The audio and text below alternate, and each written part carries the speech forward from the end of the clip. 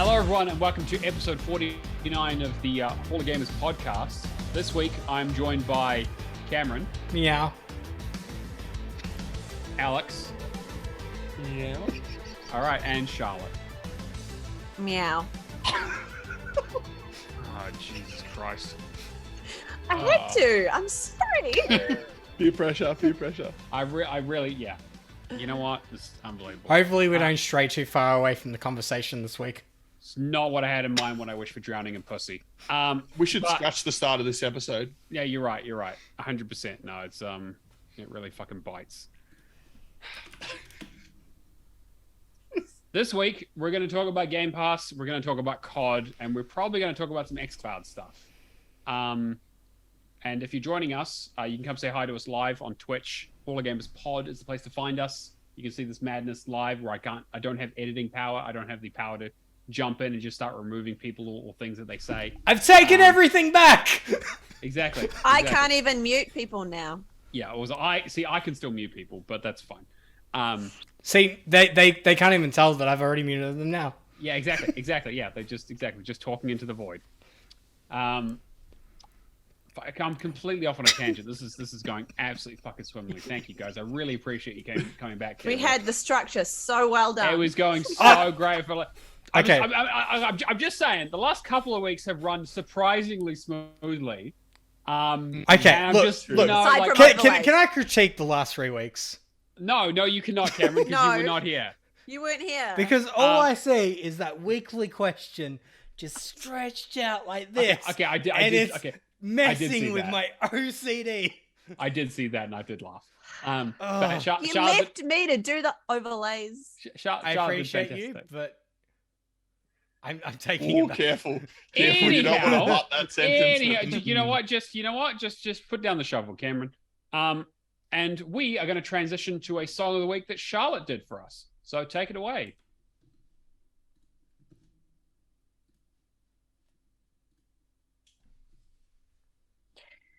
Amicia and Hugo, Claire and Leon, Ellen and Jesse, red and yellow sauce. Date and Iba, Tyson and Elliot, Sunder, Valeria, Game Pass Ultimate.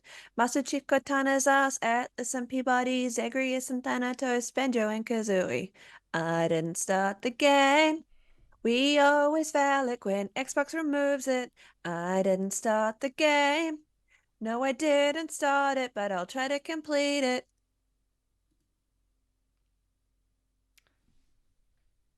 Thank you, Bulbasaur. Still Yes. my thunder when I actually know a song of the week. Yeah. Hey, that absolutely. might be like the second Everybody one ever. did. Yeah, right. Yeah, I think so. It's I I really didn't should make have it that said go. hard. No, it was a nice, easy one. So thank you for that, Charlotte. I have been asking for this for this is another one that I've asked for quite a while. Yeah. You And- have Thank actually asked you, for this one Charlotte, before. for actually doing the songs that Matt can't do. Oh, to be fair, she did the song before she knew you're going to be on the episode. I didn't, I it did was do it before. complete coincidence. So, Hmm. but yeah. So Cameron, do you know what the song is? Yeah, it's We Didn't Start the Fire by Billy Joel. Oh, there you go. And you know how I know that? Because Bulbasaur put it in the chat. No, the boys. The But boys, yeah, yeah. Yeah, yes. fair. Okay. That would have been the second. Yes. Yes. Yeah. Actually, yeah. Pretty much any Billy Joel is kind of a shoe-in for this group. Yeah. The boys are such a fantastic. Billy Joel's TV show. amazing. I Yeah. like Billy Joel. I know Only I he could does. get some Blue Oyster Cult on this podcast. Would be good. I was in the middle of writing a Blue Oyster Cult song this afternoon when Charlotte said she already had a song. So I had a song. So keep I had an it eye out done. for that. Keep an eye out for that maybe in the next couple of weeks. But it won't be a Blue Oyster Cult song, so good luck. You're gonna have to damn, listen Like to the two albums. popular ones. The one song you knew. Go and listen to the albums. Yeah, they got some good stuff. Get a head start. Yeah. It's giving you like a head start. Have you heard of this thing called Spotify, Cameron? Yeah. Yeah, my premium runs Shazam. out on Monday. Just use Shazam. See how well Matt matches the song. Oh my god, see if I've we get copyright strike. got a super good tip for you, Cameron. Step 1, be in a family. Step 2, get the family to pay for the Spotify premium. I was gonna say this sounds Alright, very look, similar to a look. conversation we had last week around Okay. Game Pass. Okay. Before the podcast, I explained, we ran a little bit over. I got, beforehand, I got a phone call. Very quick tangent.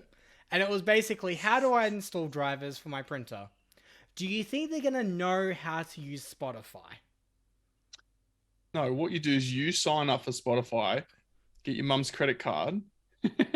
This is Your Memorize. mum already pays too for many it, steps and then for it's me. your Yeah. family. Yeah. You're her family, so you get. Who the wants to family. adopt me?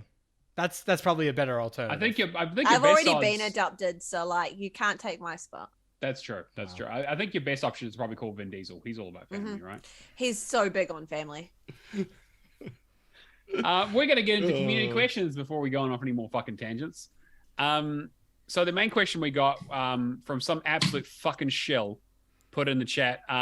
What merch would you like your game devs / publishers to focus on more when promoting their games? Or is it irrelevant to you completely? So Cameron, you put this in the chat and you said it's definitely nothing to do with the work that you're doing, and you're basically not just crowdsourcing answers for a survey. It's definitely not. That you should be potentially paying people. I just want ideas for like cool controllers and all that I can give back to the community.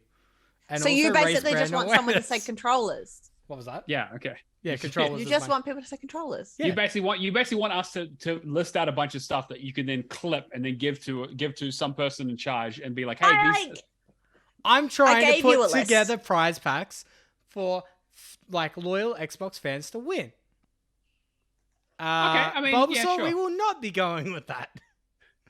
But you can turn it into a pin and a wiggle.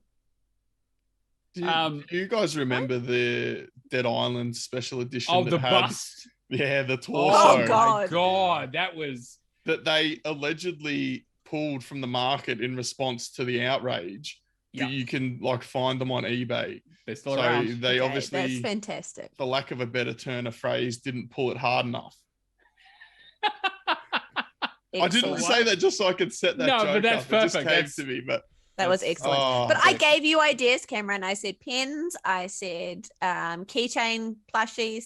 I said. You know what? What else did I Okay, say? so I got a quote back from an Australian manufacturer for plushies this week. 10 times the cost of Yeah, no producing shit. from China. Of course.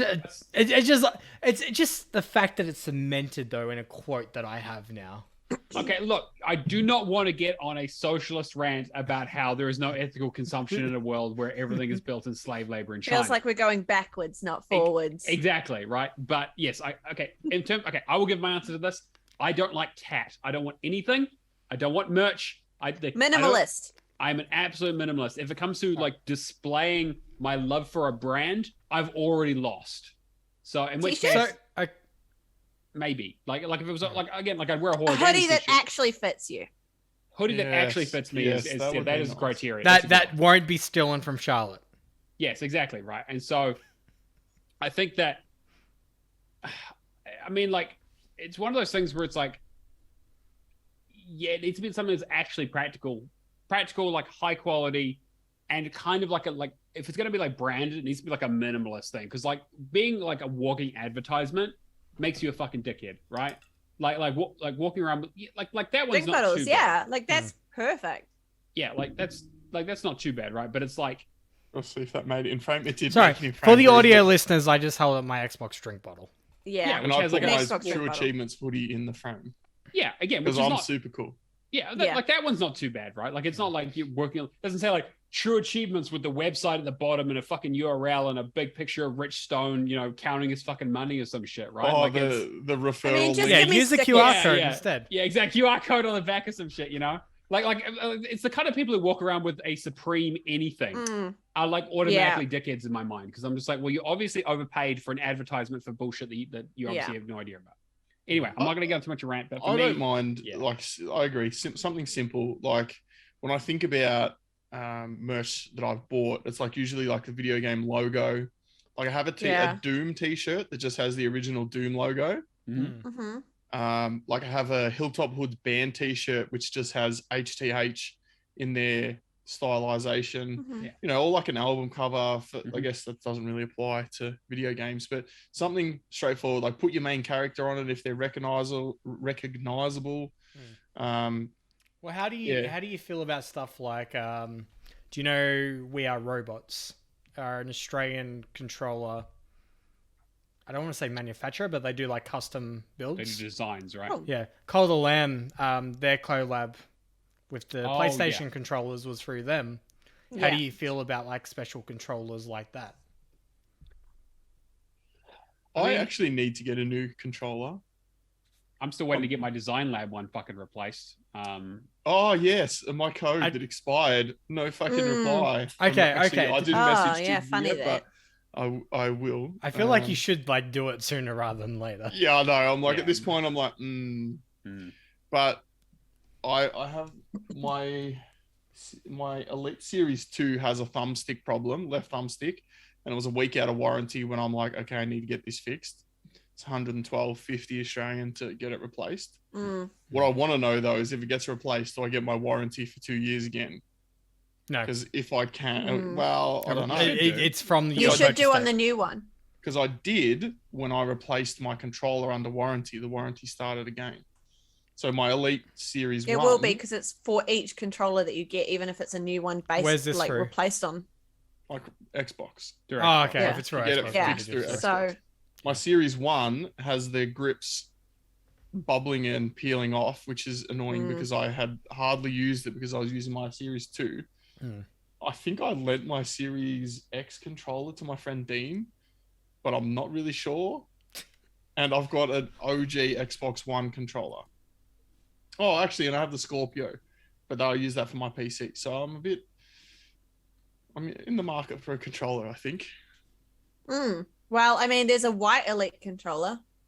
Yeah, I heard that rumor. There's one coming.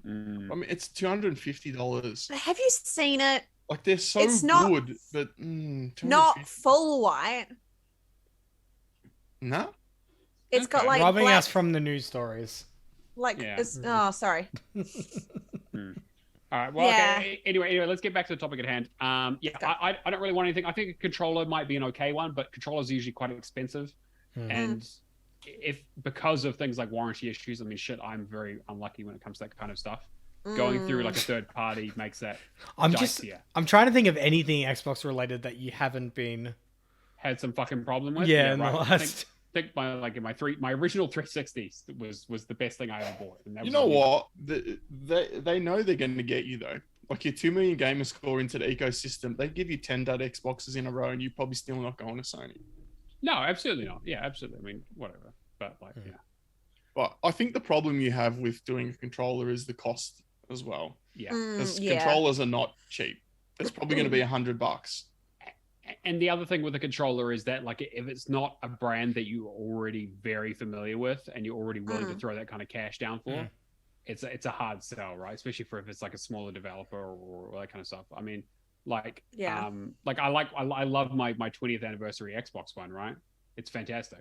Yeah, I want to get one of those. Maybe that'll be my. But it's a 20th anniversary Xbox controller.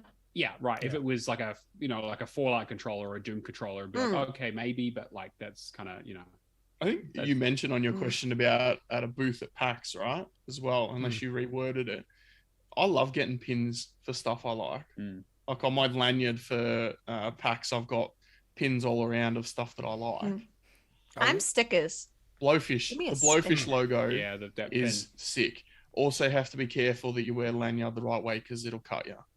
It's quite spiky around the edges, so be careful. Yeah. But, Pins are pin- easy though. Like pins you can Yeah. just pull off, and then like if you've got issues with them, you just order like 10% more over the top Yeah. of what your quantity was as a buffer. I mean, for PAX in general, I mean, PAX has always had a big history with pins, right? That was Yes. that's kind of where that all Yes. started with, back in the Seattle days. So yeah, I think and that's a nice easy one that's kind of people can like and collect, and like they're not like the thing with stickers is that a lot of people are like, oh, cool, stickers are great, but like I never want to use them because then I've used them, so I just kind of have Yeah, true. That's true. I still have my 4 Xbox car stickers. I'm like, I don't want to stick these. yeah, exactly. And Yeah, I have mine on anywhere. my mirror. So every time I take a photo with my mirror, it's always in the picture. And they're like, And, like, I oh, is that posted your a picture. podcast? Yeah. yeah. Like I posted a picture on Instagram yesterday, and Kingsman looked at the picture and was like, "Is that an Xbox car sticker?" And I was like, "Yes, that's what you should be looking at in that picture." See, I haven't seen the picture, so okay. Oh. This- Go looking at my Instagram. this leads me down the whole like. The problem with stickers though is like, one, they're just messy to me, and two, like, what if we find out like Lee's a serial killer tomorrow? Then I have to like wipe it down, get rid of that sticker. It's just all that effort that I have to go through. Look, come on. The chances, like Lee being a serial killer, is probably a little maybe extreme. cancelled because he's leaked information that wasn't true. Yeah, and the chance of there being 2 serial killers across 2 different Xbox podcasts is so unlikely. I mean, that I would really never, unlikely. Like, there's no chance, right? God damn that joke. Oh.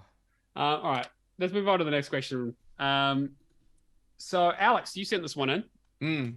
Assuming no glitchy achievements or game-breaking bugs at launch, would you rather play a game now or in 1 to 2 years with the definitive edition, next-gen graphics, FPS upgrade, etc.? Oh, that's a hard one. I have issues with this question because games are always in a constant state of being updated. Well, they shouldn't be. I know, but like, let's be real with ourselves, though. It's always a case of like a, 1.0 release, then updates, then some big, like, there's many updates that break something, so. It just got me thinking because like you have a lot of PlayStation obviously pays for a 1 or 2 year timed exclusive on a lot of games. And so I was thinking, well, would you rather have the opportunity to play it now or in 1 to 2 years when they come out? Like Raji is a good example of that. It's been out for ages. I didn't play it till it was leaving Xbox, and then it happened to get a definitive edition upgrade. Yeah, and everyone should have played it once it came out because like I played it after, right? And it was way better. Like I was able to do it on that story mode and I just cruised through it. Then like yeah. I guess I take issue with the phrase, like a definitive edition to me means like all content, everything's go for it. Sure, but like the problem with that is like, say day 1 releases, for example, for Game Pass. If you're waiting those 2 years for a definitive edition to come out when, or like an enhanced edition. Or an enhanced edition. We think about it as like an update or an enhanced edition rather than a definitive edition.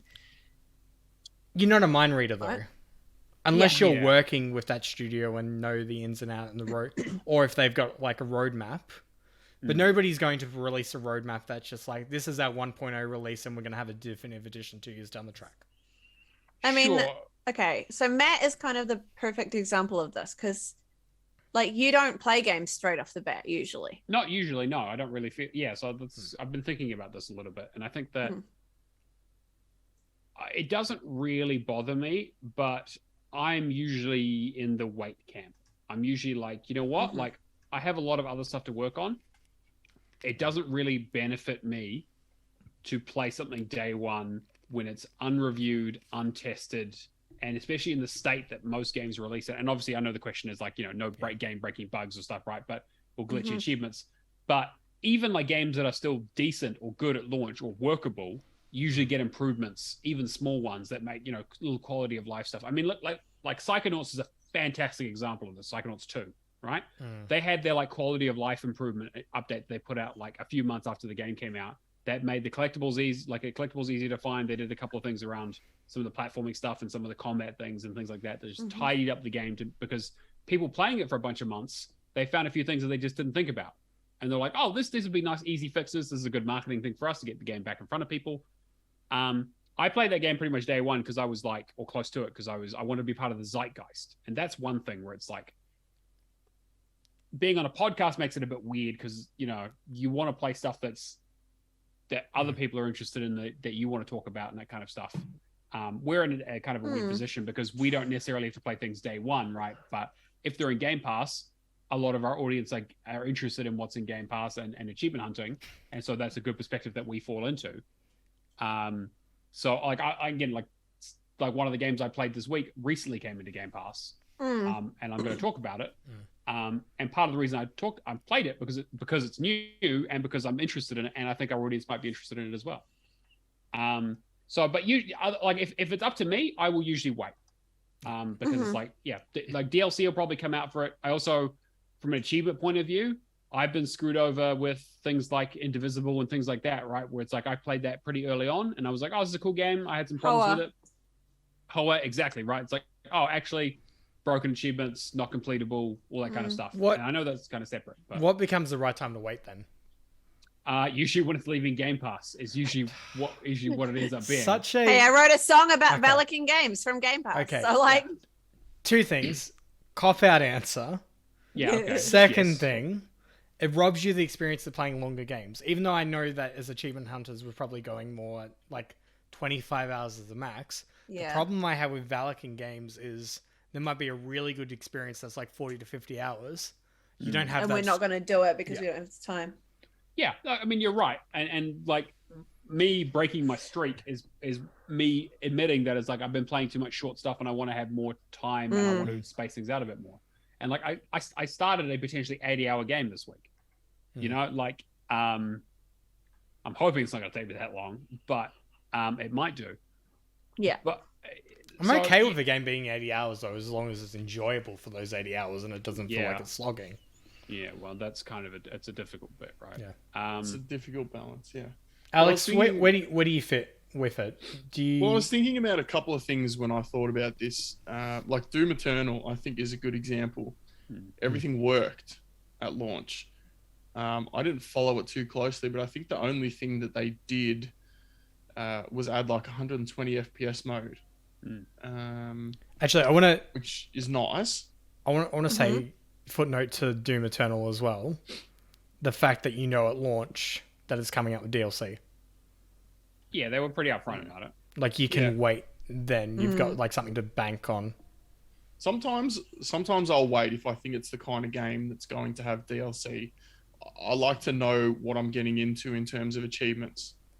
So, yeah, I mean, I'm going to wait on those kind of games. But it wouldn't be the first time that I've sat there and gone, man, I wish I played this 2 years ago because this is great. And I could have been talking about everyone that was talking about this game at the time. And now no one's playing, well, not no one, but no one's talking about playing it. There have been dozens of games like that. But I do also like to at least wait until I know the achievement list is completable. So we've seen it list, right? Bulbasaur says Marvel Avengers. It's a great example, right? A lot of people jumped on that straight away. It's had obviously had a very rocky reception, but yeah, I think you should know what you're getting into, like in terms of the game as well. Yeah, I don't want to be a beta tester for a rocky launch. True. You know, there is literally no benefit to me to play something day one, unless it's like a big multiplayer thing and we have some sort of event going, maybe. But even then. You know, like I didn't jump on Fall Guys until Sweet Thieves the event came up, right? Because I was like, I'm not dealing with this bullshit until there's a way around it. And here I am, like, test everything. Yeah, because you're a crazy person. Okay. There is going to be one that I'm going to start, and do we have an achievement list for it yet? I don't think so. I think we've got there's a trophies list, Cult of the Lamb. There's no achievement list yet. Is there no achievement list yet? Well, there wasn't last time I checked. There might be now. There should be. 'Cause Trophy it's list launched, so usually. Okay, so it should be now. It just wasn't there before. Yeah, it's launched. Okay, cool. That's good. Because I was going to say, I didn't even look at it. Like, I just know that I'm going to play it. I'm going to start it and play it because it's going to be one of my stream games. But I didn't even know what the list was. There's only one clue. achievement that hasn't... two achievements that haven't been done yet. Yeah. One for follower skins and one for no longer a unlock all servant. achievements. Oh, So I'm guessing like a full... Like, they'll be like complete the game in-game one. stuff. Yeah. when Dead Island 2 comes out eventually, I'll be on that. Not Goat Simulator 3, Dead Island 2. Right? No, I Dead didn't fall Island for 2. that Where's my grey because I hairs? saw the Coffee Stain Studios and I'm like, that's not who's making this game. Yeah, of course not. Cameron sent Everybody else is deliberately like trying to not paying troll me. close enough attention. It's just like, and Alex is just like, wait a minute, Coffee Stain? Enhanced. I've unlocked every Dead Island achievement, including the regional variants. If I didn't know that, I should hang my head in shame. To be fair, I Yeah. don't think they know who's making Dead Island 2. most Well, of you the know time, what? right? It could have been like, hey, by the way, this is the new studio that's making it, and Yeah, right. it wouldn't have been surprising. But that was like 3 seconds in, that logo comes up, and I'm like, what's this? It's funny that a few of the studios were discussing that there was a vertical slice back in 2013 shown off at one of the game events to like press vertical slice. vertical slice is like the build to show off like what a concept is of the game for Dead Everyone Island just 2. knew this phrase. Did they? I've never heard this. There's vertical slice. It's a fancy way of saying demo. Or No, not fully fleshed out. I know. Vertical slice is like, hey, I'm a developer. I've made like this wonderful concept and all that. I want to get funding for it. Can you please? It's proof of concept. Yeah. So like when we go to PAX and we're playing at all the indie booths, they're all serving me. No, up usually slices of pizza. Usually they're Custard further slice, along. Caramel slice, like Vanilla slice. yeah, see, I'll look if you want a good review, I'm very easily bought. Just I need that. So I don't know why my mind just went like every demo now comes with a voucher for the Cheesecake Factory. See, that's a great idea. Yeah, absolutely. Yeah, it's like how do you like this game? Also eat this 2,000 calorie meal, please. I mean, like what? Give me a voucher for Dirty Burger and I'm in. Wasn't it's the Cowabunga collection's coming with like a free Pizza Hut voucher or something. It's like this is how you tide the fans over. Or a voucher for your cake shop across from your gym. Yeah. Oh, yeah, exactly. I did just see a picture of a house that was selling that on the realtor sign. It said also this house comes with 250 free tacos. So Dude. yeah, it's a pretty good sell. I mean, I was like, Yeah, I was like that would get me into an open home. I'll tell you right now. That's an upsell. Like it'll be less than 1% of the value of the house, and you go, that's actually pretty good. Could use a taco, yeah. I don't know if I could use 250. This is such a tangent. 250 is pretty epic. But I mean, it is. We're talking about tacos. Red Rooster in Australia is doing a $50,000 like prize, like win $50,000 worth of Red Rooster at the moment. I'm just trying to think like how many meals that would equate to over how many years. A lot. Man, It's a lot. Red Rooster is expensive. It is. Yeah, I was gonna say. I think it's probably Red Rooster is good, man. It is good, but it is at least 10. expensive. At least 10 meals. I think it's probably more than that. But Probably more than that. next question. Yes. We got from Isaac, question asker extraordinaire. Hey guys, have there been any RNG achievements that are extremely hard time getting? Were you lucky enough to get them right away? Thanks for the show. And I wrote to him immediately, I cannot wait to bitch about this because holy shit am I unlucky sometimes. I remember. I was gonna say I remember back to a time when I was playing Gears of War 4 and I had to get a resupply card. Yeah, I wonder. It's not RNG, it's dollar based. Yeah, that's bullshit. That was real money. That's RNG when they put the finger on the scale, right? Yeah. That's different. There are obviously some bullshit. Waited. I can't think of any in recent memory, which I'm surprised about. You know what? Cameron's going to say he got this one first time, but if you came to hear me beg in, I think Halo 4 or Halo Reach, where you have to jump off the cliff, land on the elite, and with the assassination, hold down right bumper at the same time. It took me 15 to 20 minutes. Oh, yeah, 15 to 20 minutes. Shut up, Cameron. It took me like an hour at least.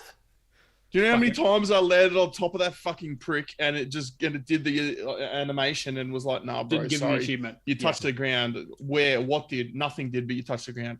Get fucked. Yeah. That was like RNG and just a fucking nightmare. You know it's what? RNG because it doesn't know what the hell it's doing. It's one of those achievements that, like, when you do pull it off, it feels that rewarding to do. I mean, look. If you pull off the assassination and it does the animation, that's rewarding. You're like, man, I fucking nailed that, and then it doesn't give you the achievement. That's bullshit. Yeah. Yes, that's exactly what I'm saying. It feels like if it gave it to you legitimately when you earned it, like I think actually as a concept, that's a fucking sick idea for an achievement. Yeah. Yeah. But for whatever reason, it's poorly coded or something about it earning it is just an enormous pain in the ass. Too accurate, right? Like yeah. Like for me, I have everyone can attest to this. I have the worst luck of anybody ever. Just about. Like just in general, in life, in games, everything. I just have the worst luck. I can't remember the last time I got one off the bat. Like I don't think I've ever got an achievement like that without actually having to just wait until I get something. Like most of the time, like games take me so much longer because I'm literally just waiting. Like I had to wait forever to finish the intestine achievement for Space Warlord. Oh, And I had the accessibility on. Yeah, I just yeah. wasn't. I was not getting any intestines, and I'm like, Oh man. are you kidding me? Like, I just need this fucking one How organ. long Just did give it it to take me. you? She'd had an absolute It probably gutful. took me like a couple of hours. I think I was like complaining about it. Guts full, you Nice, I like prick. it. But That one was pretty fine for me. I had like 9 yeah. small and 1 large intestine, and it was 53 meters. Yeah, no, I had like 4, and then I had to wait for the last ones, and I just was not getting any small intestines. And then there's my boyfriend Dio, who has the best luck of anybody I know, especially with RNG. He seems to just always get amazing RNG. I'm usually To the pretty point- good on the side of RNG, usually. But when it goes wrong, a la the resupply card, it goes quite wrong. Wrong. Yeah. I think the example that always springs to mind, and I'm glad Alison is listening, is The Witcher 2 has an achievement for playing dice poker, which is the idea is that you roll 5 dice, and you need to get the same symbol. You need to get a 5 of a kind, basically. Yahtzee. Yahtzee, right? And so the thing is, and you get like 2 rolls. You get 1 roll, and then you can hold, and then you can roll again, right? Yeah, I remember. And like It you was do in it Red like Dead Redemption as well. Red Dead Redemption is a wasn't it? similar achievement, exactly, yeah. But you need like 8 people for that one. And that was somewhat RNG, but you could kind of cheese it a little bit. This one was like, and you do it right at the beginning of the game. There's a couple of soldiers sitting around a tent, and they're all playing this. And so I sat there for like 3 hours working on it, just rolling it. And eventually I was like, fuck this. I just gave it to Alison. I was like, can you just fucking just do this for a bit? Because I need a break. She got it on the 3rd try. And so, yeah, so that's the You one. did all the hard work though. Yeah, I loosened it, as you said. With the So all you have to put up with is like what the rest of your marriage being told that she's your good luck charm or something. She's the lucky one. Yeah. I always remind her that she's the lucky one. There was that poker game as well. Is it Texas Hold'em poker or something on the 360? Yep. Where you had to get one of each type of hand from high card to royal flush. Yep. Still haven't got And that achievement yet. The strategy was just to hold down the A button and it would play the game for you. And you just left your Xbox running for days until it unlocked. Yep. Or minutes if you got it lucky. Yeah. Undertale with the dog. Oh yeah, with the gambling. That was one, yeah. actually pretty funny because remember, like I was having really bad luck, and then you had good luck, and then you started getting bad luck, and then I got good luck, and I'm like, What was there's the no dog? consistency. I played Undertale recently. I don't remember that. Yeah, It's the achievement for the getting the dog treat, buying the stuff in the slot machine room. Oh yeah, that was yeah. a little bit of a pain. It's in the annoying. ass. It's a slot machine, so it's like, it is just. No, that one was skill based. we were relying on RNG, yeah. and then we started actually trying. Cheesing it as much as possible. Yeah. One that I did recently in the game I've been playing is there is a rock paper scissors tournament that you have to go into in Omori. Fuck that shit. Holy shit. Okay, like some of it is like, okay, they're like the guide is really good because it's like, hey, this guy throws paper 50% of the time, so just keep hitting him with scissors and you'll win eventually, right? And so good. You get to the final person, and it's you have like it's like think like Digimon, like Tamagotchis battling each other, but it's rock paper scissors, and they're called like pet rocks. It's quite cute. And you have a little like 3 heart guy, and so the thing is like every time that you do like one, if you win once, you get a ×2, and then you win again, it takes 2 hearts off them, and then if you win again, it's ×3, it takes 3 hearts off them. So if you get a combo going, you can take someone down in like 3 turns. You have 3 hearts. Most of the opponents have like maybe 3 or 4. The final person is the same character as you, but with the fucking Sephiroth wing, which is really funny. But they have like 9 hearts. So it's like, okay, so you have to be really lucky, because it's like, okay, you either have to win 9 times singularly, or you have to win like 3 times in a row or 2 times in a row, and like then 2 more and things like that without losing more than 3 times. And so. And it's chance. It's rock paper scissors. You just keep hitting the A button to be like, okay, I'm just gonna keep throwing rock, keep throwing rock, keep throwing rock, keep throwing rock. Steve Rock never lets me down. Yeah, exactly. Yep. Every time. And eventually, I just started always goes rock. Exactly. no. Exactly. So that was the one. I saw this question, and I was actually playing through Omori at the time, and I was like, I just went through this bullshit, and I have exactly the perfect thing to talk about. And I hate stuff like that, where it just relies on chance, when there's no skill involved or anything. Like it's not good game design. Did I ever tell you how I won the Rocket League, the rock paper scissors world championship? No. So Oh my gosh. I'm preparing. You're ready to for the meet you. story? I'm ready for the. I'm ready for the this story. might not be Jeez. funny because I mean I was there, so I thought it was funny. It might be one of those things that everyone goes, all right, let's I love that you news." start with it. This might not be funny. Mhm. I No, just don't worry, remembered you're on the back, right but- podcast. So one New Year's Eve, right? I was when I was much younger. This is probably about 10 years ago, but I was well past drinking too much, and then I kept drinking for a while. So I was absolutely smashed. And I was on the train on the way home, and I was just real happy. I was with my mate, and we were just hanging out, and I'm like, hey, you want to play some rock, paper, scissors to pass the time? It's like an hour train ride home. The sun was coming up and everything. But everyone else had been out. It was massive. It might have been, no, it wasn't 2000. I wasn't 18. Anyway, but I was loose, and I'm like, hey, you want to play some rock, paper, scissors? I'm like, G'd up, man. I'm like, yeah, let's play. So I beat him. At rock, paper, scissors. And then, so I start and I'm like, hey, let's play again. And I just kept winning, just winning. Couldn't stop winning. And so I started going up to random people on the train being like, hey, you want to play rock, paper, scissors? And they're like, because they've been out to, they're like, yeah, man, let's play some rock, paper, scissors. So I'll play a rock, paper, scissors on the train. And I'm like, I'm not winning every single game, but I'm just dominating. And I'm like, hey, does anyone want to challenge me for the rock, paper, scissors world championship? Because I'm just dominating everyone. And oh my man, God. it was like Roman Reigns running WWE, just could not lose, man. Just running through rock, paper, scissors. Never in my life have I ever seen. That's probably like the opposite RNG to the resupply card. That's where the resupply card came from. Yeah, It's bad RNG. You took man. all To your luck. balance. All your luck had been taken from that already, and you were like, "This is what you're Yeah, left with." that Everything was. has to balance out. I decided that I'd won the championship, and I'm like, hey, if you want to challenge me for the title, come on. And I just, couldn't. I don't know what it was. You I don't know. I just couldn't WWE lose. wristband that looks like the belt, and you're good to go. Yeah. Exactly. I actually have a WWE belt.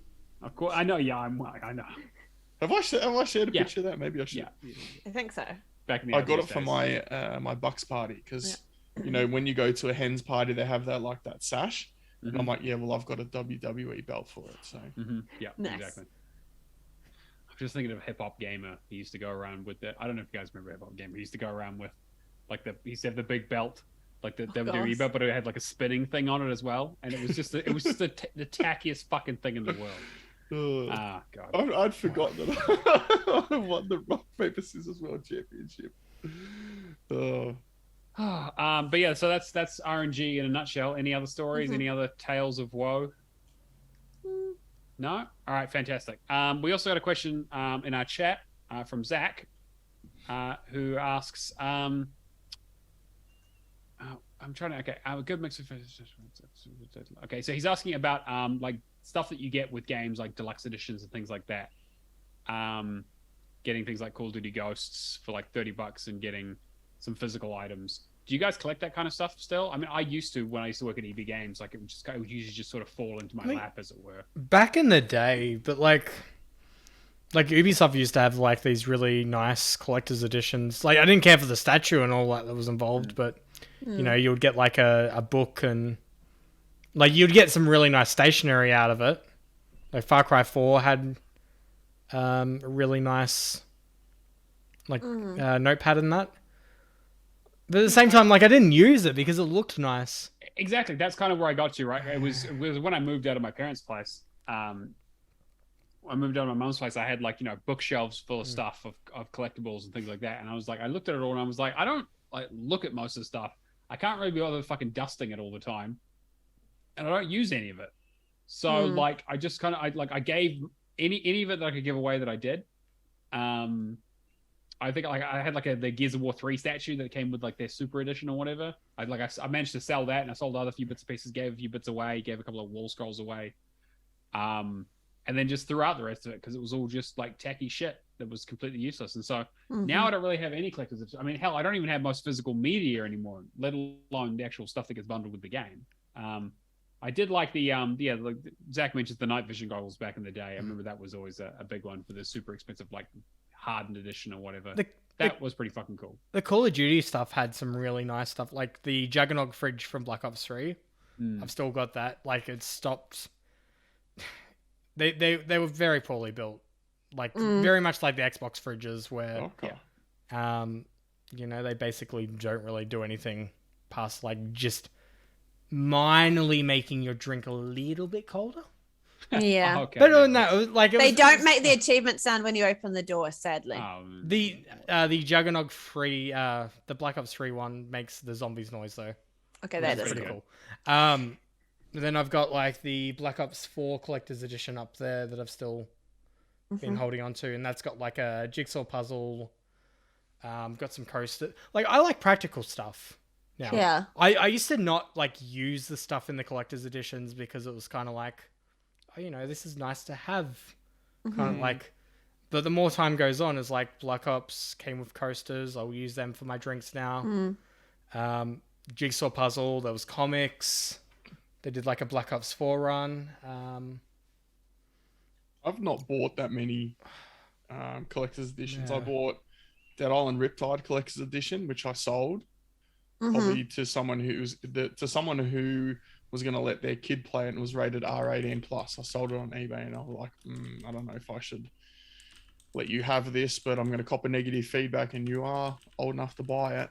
I also bought the Gears of War 4 Special Edition, which I actually really like the beanie for. Yeah. It came with a Nasher shotgun, a Gears of War pin, and some stickers and some code for some boxes, some loot boxes in the game. It sucked. And I bought a Wolfenstein. I think it was the New Order Special Edition. I don't remember any of the things that came with it, but it came with a lined notebook with the Wolfenstein logo on the front of it, which was actually pretty bloody cool. Yeah. The only one that I wish I had got was the Alan Wake Special Edition, which at one point I think I could have got for about $30, and I'm like, nah, still too much. It's going to come down in price. And I never saw it again. But it came with like a book, with the Alan Wake cover on it, and I still remember when I finished that game, I worked in accommodation, and the word departures would appear on my RMS screen every day. And every day I would think about Alan Wake for months after finishing that game. Great game. Love that game. I generally don't collect them. It's rare for me to even be interested in them. I mean, like I came to the realization that I don't buy games anymore. So it's kind of like collector's edition. Few steps removed from it. See, and we're like in a weird spot now though, where it's like the God of War game, right? Is coming. You get like a steel bookcase with it with the digital edition. Yeah. There's nothing in it. Yeah, you don't have a disc to put in it. Like why? Right? Like Yeah. It's crazy to me that a collector's edition can come without a code for the game. Yeah, it's just digital. Weird. Because it's not the first one that's done it. Like, you can buy a collector's edition and you don't actually get the game with it. Like, put a code in the box. It literally costs them nothing. So we're doing, because like I'm just dragging this back to work for a second. We're doing a digital release of a like upcoming Steam game, like Q4 end of the year, and we'd like put together a prize pack. But instead of like doing that, we're going to do, like, customer character customization, like make a unique item with the game key on it. So then they have something that like ties back to them specifically. Like they've won this contest, like showcase of that. So like this, otherwise you just got an empty steel case and it doesn't make sense. Yeah. There's other stuff though that it's like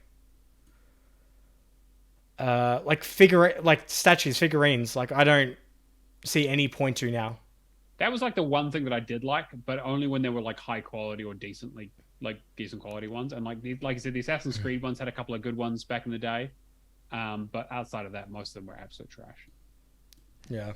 Unfortunately. It's like, the level of quality also was just kind of also a big one because most of it was just kind of tat, unfortunately. $74 for Alan Wake Collector's Edition.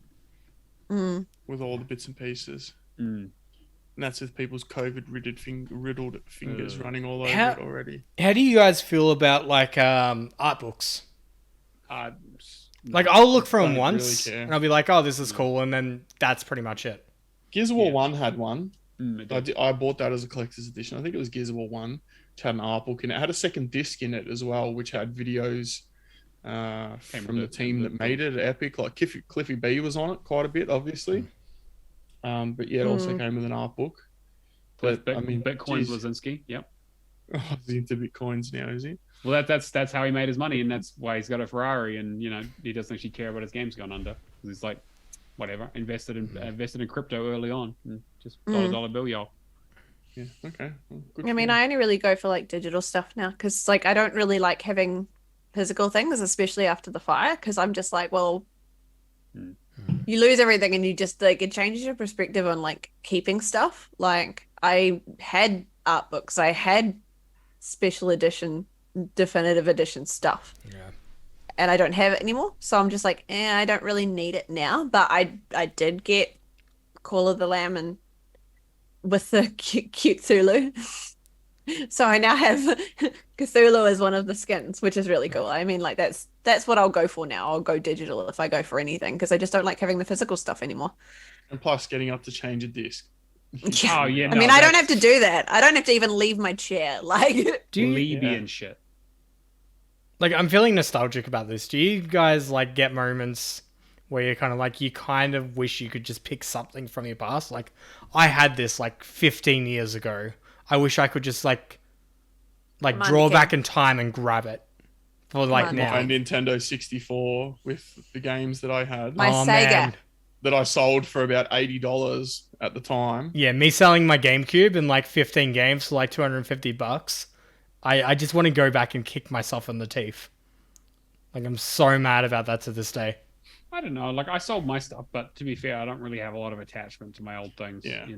Like it's just kind of like. The only reason I'm unhappy I sold the Nintendo 64 is because now it's worth a lot more. Yeah, exactly. I didn't Like, regret selling it at the exactly, time. Yeah. Like someone else can have it and they can play it. Like it was just sitting in a cupboard gathering dust. And I'm like, to even play it on my TV now, I'd have to get some sort of adapter. I don't have those. And if you want to anymore. find other ways of playing those games, it's really, really fucking easy.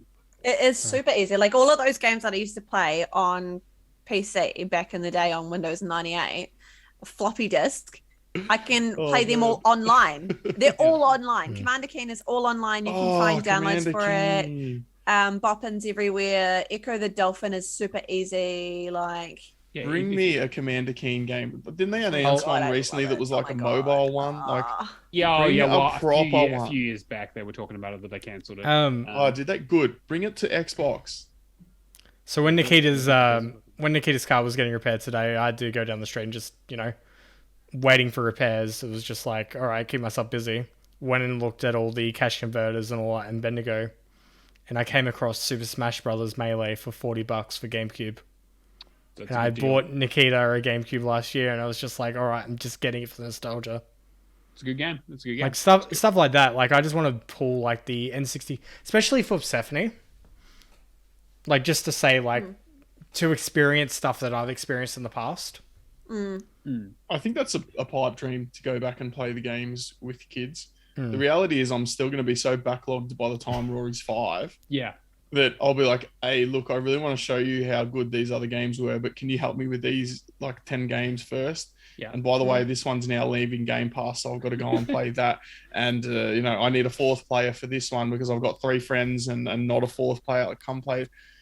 So But- we're so- going to have to sleep in shifts. Okay, but what if Rory comes up to you and says like, oh, like I really like this thing Pikachu and Pokemon and that. Like I really want to I'll say, it's a play. trap. Yeah. But the- Daddy, doesn't- I really Pokemon want to play doesn't Magic have- the Gathering. I really want some really expensive cardboard. The Black Lotus card. Yeah. I actually yeah. think it's Oh my illegal in most forms. You of the can't game. play it, but Is it's, it Black Lotus? Yeah, Black Lotus is the one. Yeah. It is Black Lotus. Zach yeah. says about like stuff like RetroArch on Xbox. To me, it's not the same though. Like I want the nostalgia of like the controller and. But that's the thing is that you have that, but your children will not, right? And that's Yeah. the thing is that like if you want them to experience those games, you have to give it to them as easy as possible. But you know how my mindset is though. Like experience everything at least once. Sure, Like but don't like don't. Not everything. But digging up an Within old reason. digging up an old GameCube 30 years after they've gone out of production and trying to hook it up to a TV, or which will just be a projection on your wall. Yeah, exactly. Or I can just hook it up to my PC and suddenly have it running at 120 frames, upscaled, looking fantastic, with wireless controllers that I pick, with online connectivity that it never had. You know, it's like it might as well be a port. Like, look, you know what I mean, though. I mean, I kind of do, but I just don't. I don't think that. Yeah, I'm very much a person that you should remember your past. Remember where things have got you. Like, fuck, when I was a teenager, I was still living on dial-up. I would sleep on the couch. Yeah, so was I. All of us were. I'm in my 20s. You're not that. Bitch. Oh, get everybody out. else here is older than me. I'm the youngest. Yes, remember that is true, but not by that Factually much. speaking, I am the youngest here. To be fair, though, you live in Australia, though. You guys have still had dial-up like 5 years ago. So, I don't. That's also true. But like, at least people come to our country for concerts, though. That is actually true. That is very true. Come here. They just get delayed for COVID. What? Same. Just to explain to Bob, so dial-up is like the old like modem connection, can't use your phone if you're connected to the internet level service. Your home phone. No. Okay, I'm okay. We're moving on. I can't. We're moving on. If I feel any older, Google search it. Yeah, exactly. I'll do the fucking Indiana Jones and the Lost Crusade thing and just fucking wither away in a second. I remember overnights like downloading like a 6 megabit song and it taking 8 hours. And then someone rang you and yeah. I want my children to be able to understand that technology evolves and still see what things were like in the past. No, because they don't can't care. recreate dial-up. No, I'm not giving them dial-up. I'm saying gaming-wise. I'm just imagining, it's like, okay, no, you have to play this game, but what I'm going to do is I'm going to turn the TV off every 5 minutes, and I'm going to play this really annoying sound right in your fucking ear, so you can experience the torture like I did. Yeah, just a fax machine. Hey, you can still get fax machines over in Hong Kong and Japan. FYI, that's a legitimate means of communication over there. So just, Okay, Kyle if says you put your need kids an in example. dial-up. Yeah, I kind of agree with teenagers on that. Totally disagree. Do not torture anyone. Just because you have nostalgia for something doesn't mean it was ever good, is the other thing. If you make your kid play GoldenEye, they will say it's shit because it is. Nah, slappers only know odd jobs. Yeah. I mean, look, I love the concept, right? But going back and playing that now on a controller that requires 3 hands to use, yeah, that's true. Like, come on. I did pick up Super Mario 64 a couple of years ago, and I played it for about 5 minutes, and I'm like, I'm going to put this down. I'm going to just remember it, how my memories are, how breakthrough it was at the time. I don't want to ruin it by playing it now. Okay, nostalgia is bullshit, because the only reason that you like something is because you were young, because you literally remember being young. Last PAX, the retro section that they have, I jumped on GoldenEye. Yeah? Mm-hmm. I couldn't remember the controller. It didn't live up to my experience in my mind. However, somebody came over, sat next to me, and said, do you mind if I have a go? And he was an expert in it. And we spent the next 2 hours joking about it, having fun. I still think having those kind of experiences, having that's still a level of nostalgia that's created a memory. How long were you sitting at that Nintendo 64 hoping that someone would sit next to you? Yeah. I was playing for 5 minutes before the guy came over. So and it took me 5 minutes to get if they came to hear me beg. Yep. Yeah, exactly. All right, anyway. Let's get on into the news then. So our first news story is that Sony, if you tuned in last week, Sony and Microsoft have been having a bit of a bustle, a bit of a hustle. They've been, fighting words going around kind of how amazing COD is, and how them buying it, basically buying Activision is basically a must-have for the consoles, and Microsoft saying fuck you. There's nothing. There is nothing in the Activision Blizzard catalog that is a must-have, which is a super amazing self-own. Yep. But now Xbox has basically come out and said that, hey, we've noticed that Sony is basically paying developers who not release their games on Game Pass through block fees, quote unquote. So I want to hear some takes on this. Alex, what do you got? Another day, another Sony owning themselves. Like this whole Brazilian court lodgement that they've put in. It's I'm obviously biased because I like Xbox, but Sony, it's like they just get a shotgun and point at their foot and repeatedly pull the trigger. I can't understand how dense they could be. I understand with this, they're trying to not get COD becoming exclusive. But they're like, how can you be so hypocritical to have so many games of the year over the last generation and then have a sook because they want to put one series as exclusive? Because that's what makes them money. Because they got leading. I know that's why, but it doesn't mean they're not a hypocrite. I know. Yeah. I just don't understand it. I think it's no surprise that Sony are paying these block fees. I think they've really been trying to stave off the inevitable. Xbox has been gaining ground for a couple of years now with Game Pass, and their strategy of paying third-party developers just to display the PlayStation logo at the end of their ads, not allowing Xbox to advertise their games, has drawn pretty thin. And like Call of Duty was the example for that, right? Like I remember at E3's Call of Duty would show up on the PlayStation stage, not on the Xbox stage or anything else. And they'd get a 1 month or 6 month or something DLC exclusive. They'd get some sort of exclusive weapon or some bullshit, some anti competitive type practices. And I know that Microsoft didn't do it for this reason, but it's like, hey, we've had enough of you doing this shit, so we're just buying Activision. I know that's not what happened, but if that was the story, real funny. I just find it real funny. But in these lodgements, I was reading today, in these lodgements, they're like, no, this isn't anti-competitive. And Microsoft had a little jab at Sony, and they're like, oh, you've got some pretty fun games on your back catalog. Why don't you release them day one into PlayStation Plus? Yeah. Like giving them tips on how to grow a subscription service. Hey, we've got an active working model. I mean, you've been afraid of us for a while. Here's what we do. This is the thing, though. Like Microsoft says that Sony is very resentful at this stage that they had to launch a competitor Game Pass. Yeah. Like why launch the PlayStation? What is it now? PlayStation Plus. Yeah, PlayStation Plus. Why launch PlayStation Plus if you're, the leading market share?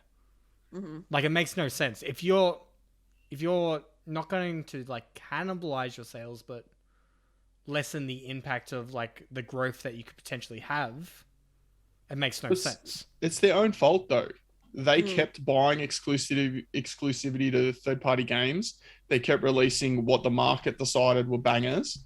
So Xbox went, well, we got to do something because our bangers aren't hitting as hard as theirs.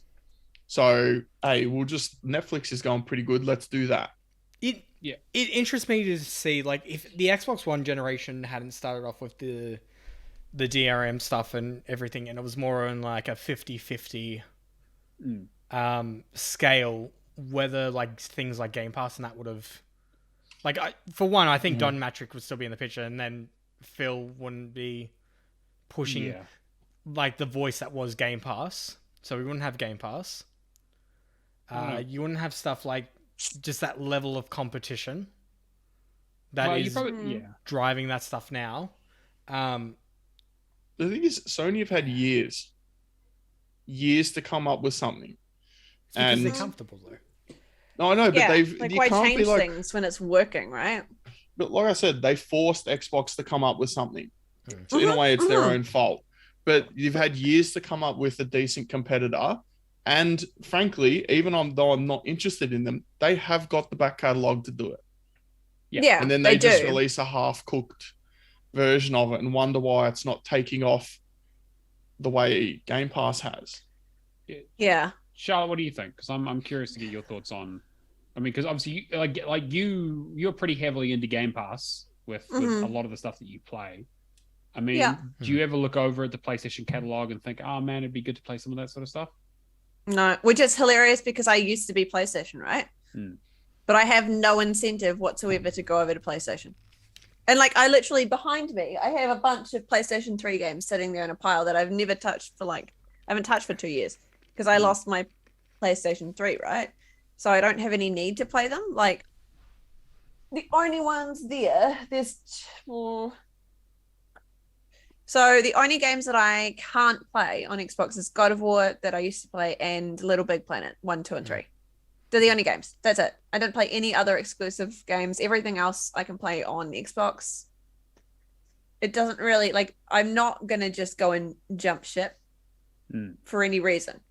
Yeah, like and then releasing a competitor service to Game Pass isn't yeah, gonna change that. Right? Like the only thing I potentially would do is say like if I was living with Dio, that would change things because he has talked about getting a PlayStation 5 for exclusives, right? And I'd be like, okay, well then I'd consider it because then it's like going in with someone else and we could share the PlayStation 5. That I'd be fine with. I wouldn't buy it on my own. Yeah, I would never buy it on my own. I would only get it if I could like share it with someone else or someone else already had one. Like my flatmates upstairs have a PlayStation 4. So if I wanted to, I could go upstairs and play games on that, but I don't really want to. I want to play on my Xbox.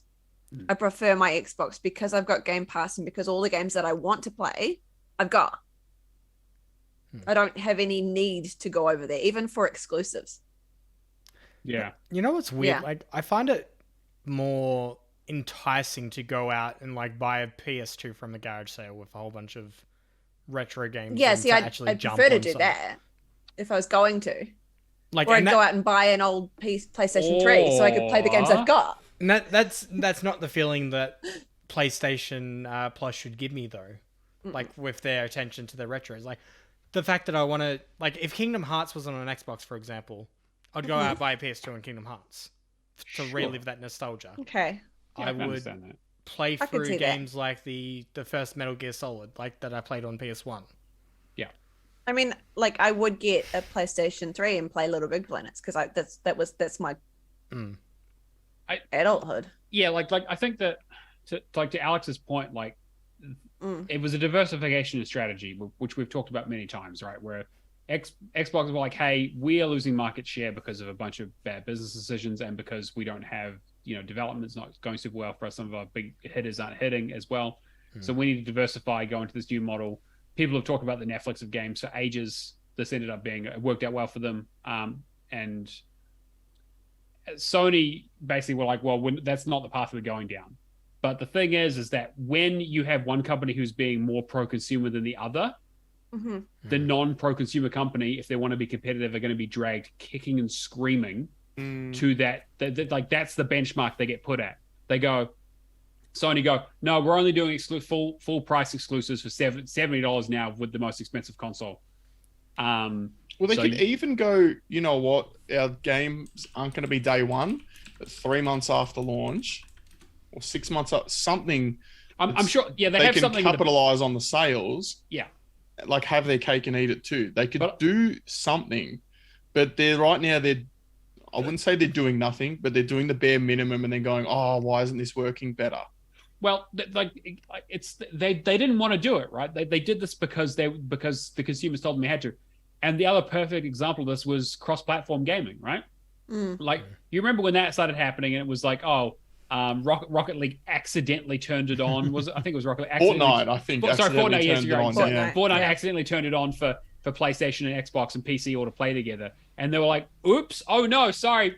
PlayStation says we can't do this, and they were like, "Yeah, it's on PlayStation. We have the technology. We can do it." But because Sony are the market leaders, they were like, "Well, we don't have to do this. Why would we do anything that our competitors are doing to make their lives easier when we have a competitive advantage?" It kind of makes me think like whether with that Fortnite example, whether like Xbox went like, "Hey, we'll cover the cost of like, getting it running and all that if you run into any issues." Didn't Gearbox say they were going to turn it on for everyone except PlayStation because PlayStation were going to charge them a massive fee? It's like 30% fee or something. Borderlands. Yeah, there was a few. Like I remember, they came out with a list of like, okay, if your game has over a certain amount of players on the PlayStation, then we're going to charge you a fee if they're multi-platform. Or there was a whole like thing you had to work out. They had to sign some sort of deal to get them involved. It's fucking insane. Just because they were just big dick swinging because they felt like they could do no wrong. Nintendo in the 90s. Yeah, right. And PlayStation in the early 2000s. Yeah. And then the Xbox during the 360 generation. Like it goes in cycles. But I think the thing is that like that's not a surprise, right? Like that's like this Game Pass competitor is it like them going out and being like, yeah, we're going to block things from coming out on Game Pass because we want to have a competitive advantage on our system. I get it. It's like from a business perspective, I get it, right? It's not a pro-consumer move by any means, right? But I'm sure they have on the back end. Sony have on the back end. They say, yeah, we're going to put this out on PlayStation Plus in 3 months, 6 months after the release. But they'll never publicize that because that $70 that they make on that game is what's funding their entire business. Because the thing with Sony, like Sony and Microsoft are obviously competitors. Well, sorry, PlayStation and Xbox are competitors, and they're and Sony is doing better. PlayStation is doing better than Xbox. But when you pull back and you look at like, okay, Microsoft versus Sony, big fucking difference. Like in billions of dollars worth of differences in between those two companies, right? So when Microsoft is like, yeah, we're going to do Game Pass, we're going to make it affordable. We're going to, we'll break even, might make a little bit of a loss, but we're going to get it into every home and every TV, and we're going to have 1 billion people playing our thing. They can afford to lose that money, and Sony just can't. It's when they can beam it directly into our head. That's what xCloud is really about. This is just version 1. Yeah, absolutely. Yeah, absolutely. Yeah, 2.0 is Skynet. But hey, I understand why Sony's doing this. It's shitty, but like, I mean, if my competitor had an advantage like that, and there's nothing worse than when you release a game comes out on PlayStation for $70 and then comes out on Xbox the same day on Game Pass for quote unquote free. How do you compete with MLB the show? Yeah, I was gonna say MLB the show. Exactly. It's like, fuck, how do you compete with that? Especially when it's a PlayStation game with LLB. Yeah, and so Sony are like, well, we're going to put the kibosh on this and we're going to throw some money at it to make sure it doesn't happen. And I get it. It's shitty, but I'm not surprised. No.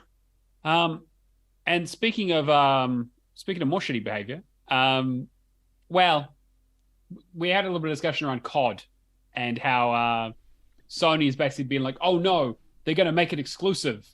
And so the discussion we had last week around them being like, yeah, no, it's a must-have game.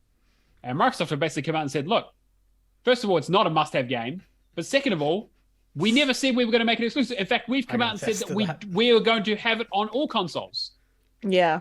And they've now kind of backed this up and said that, like, of course we want to have it on PlayStation. It would make no financial sense for us to go, oh, hey, 2/3 of our player base, fuck them. Fuck that money. Who needs that money, right? And so I guess, like, again, there's not much to the story, but I wanted to pose that question to you guys. If it did become exclusive to Xbox, how many of the Sony people, Sony ponies do you think would actually make the jump? I want to answer it, but I want to rearrange your question. Sure. Because I don't think, I firmly believe COD won't become exclusive as long as Phil Spencer is the head of gaming at Xbox. Which I foresee him being for at least the next 10 years, right? I think his vision for it... I can see that. His vision is to force Sony's hand to make any game, like any third-party game, for example. Even though this isn't third-party now, but like we're talking pre-acquisition, be open to all platforms. Yeah, I can see that. Especially if he's got like... Okay, we've got COD. We'll make COD available for you on PlayStation, but you have to make all of these other games available for Xbox.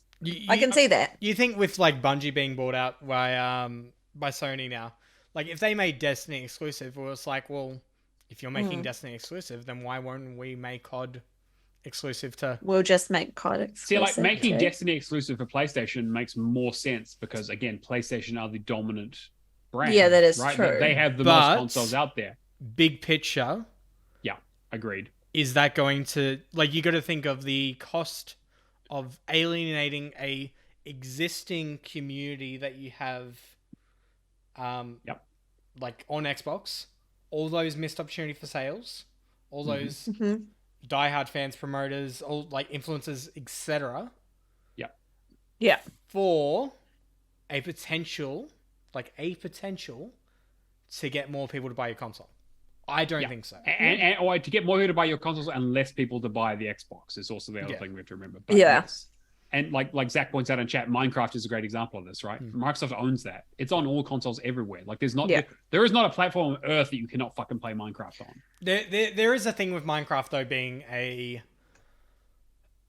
permanent platform as opposed to a IP that gets like regularly like yearly releases. But I guess Destiny 2 is that same way, right? Like that's a platform as well. To me, that's just like COD, for example, year release. Destiny 2, eventually, like 5 years time, it'll become Destiny 3 or something. Yeah, I think Destiny 2 will be a platform for a while, but then it'll eventually get upgraded. Minecraft, I think Minecraft's always just going to be Minecraft. Like we'll have another next gen series of consoles. And we're not going to get Minecraft 2. It will still be Minecraft. Well, yeah, but to be fair, like they have done like the, like they did move over from like the Java. They have done iterations on it. They don't change the name, but they're like, the sort of this underlying code. The engine can change, but you like I think we're splitting hairs there, right? That is really. Oh yeah, but Alex, what do you think? Well, just on Minecraft, I can't wait for the next console to come out so they can discontinue the Nintendo Switch version, the Android version, and the Xbox version, so I no longer have to play the updates. And then break the Apple TV. That was like G-Task 2016 or something that I played that.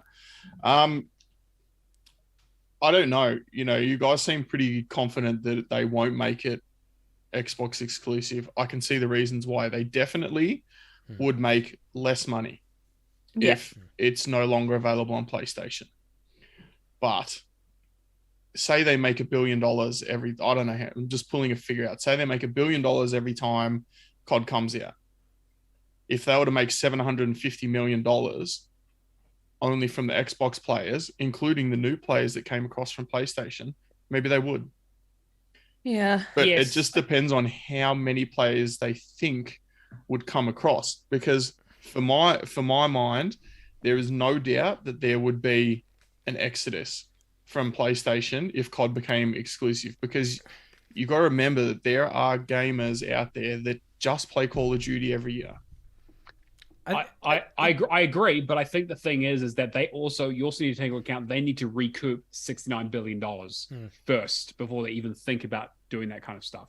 Well, they don't need to, because they've got a shitload of money. Well, they do, but like they would want to, for sure. In terms of justifying it, if you go to a board and you say, okay, we're currently making $1 billion in this, I want to cut that by 25% after I've spent $69 billion to acquire this, and I don't know how much money, and sure, if they said, and we will cut PlayStation's user base in half and move those people over, then of course, right?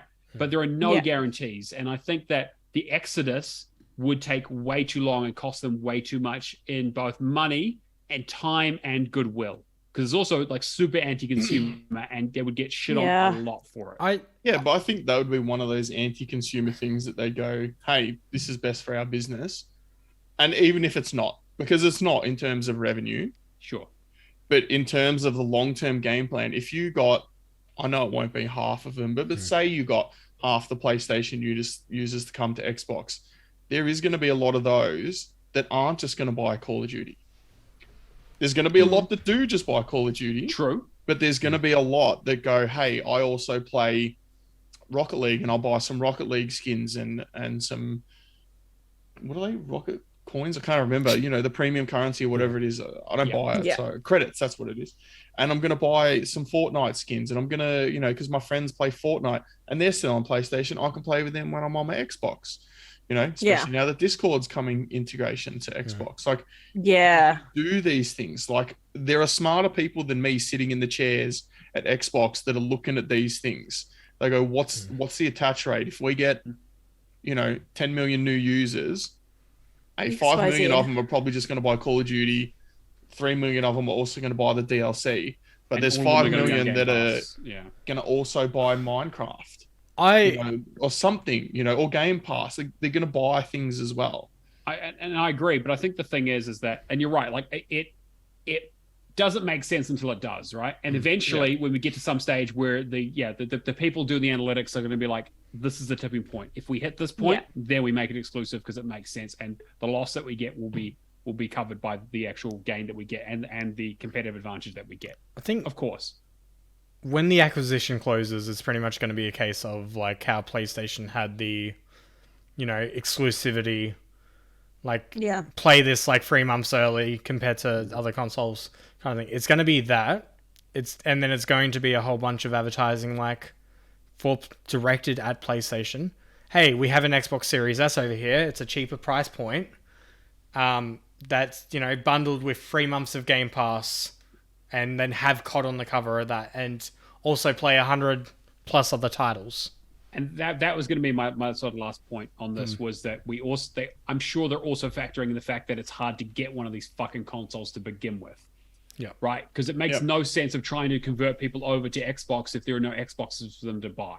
Exactly. And I think that when that changes, this might be a different story. Yeah. Other thing I think we always lose sight of when we talk about Call of Duty is buying Activision Blizzard is a hell of a lot more than just Call of Duty. Call of Duty is a piece of the puzzle. It was. That's only one. Look. Okay, I get where you're going in this. Yes, we do need a reincarnation of Guitar Hero. I do understand this. No. That was Harmonix, wasn't it? Just published by Activision? No. That's Red own the Octane, IP. I think. Yeah, or Neversoft. It's gone through a few hands. But you're that right. would be cool. We need Guitar Hero. We need Tony Hawk Pro Skater 3 and 4 remaster. Yes, Tony Hawk's we do. Yeah. There's a whole I'd lot take of stuff. StarCraft. But like if Call of Duty, if Activision didn't have Call of Duty, this deal wouldn't have happened. Let's be real Yeah, here. that's true. That's true. I mean, I could still see it happening for the PC market, but it would have been it wouldn't have been 70 billion. No, like I can still see it happening. I don't think Microsoft would have been that interested in it. I don't think there are enough golden eggs in that basket. And I think like we've talked about Activision recently being like in a similar bucket to EA, where it's like, when was the last time they put out a good game? Okay, I get where you're going. I get where you're going with this, but we're looking very much through a console lens. Like, Microsoft is very interested in increasing their PC portfolio. And just the fact of Riot is example of that enough. Yeah, with Riot for sure. They have a partnership there, right? But they don't own that. That's different. And I think that, like, in terms of like Activision's output, like the only two things I can think of are COD and Tony Hawk, right? And Tony Hawk, they killed. They were like, they're done with it. I'm just saying though, like you're buying a lot more IP than just COD. Sure, but the thing is, like, IP is only as good as what it's worth, right? And if there isn't stuff, like, again, if you haven't had a recent release for something that's been really, really successful, that IP is next to worthless, because you still need to develop it and then you need to make a new game on top of it and you need to get people interested in it. So, like, and then Overwatch has been in a rough spot. We haven't heard anything in StarCraft for a long time. Yeah, Diablo 4 is looking good, but like Immortals obviously didn't go over super well. World of Warcraft is in the fucking toilet at the moment. Like there is and then obviously, and that we're not even touching on all the controversy about Activision as a company. Okay, WoW's got like DLC and all that coming out, and they did buy the Spellbreak.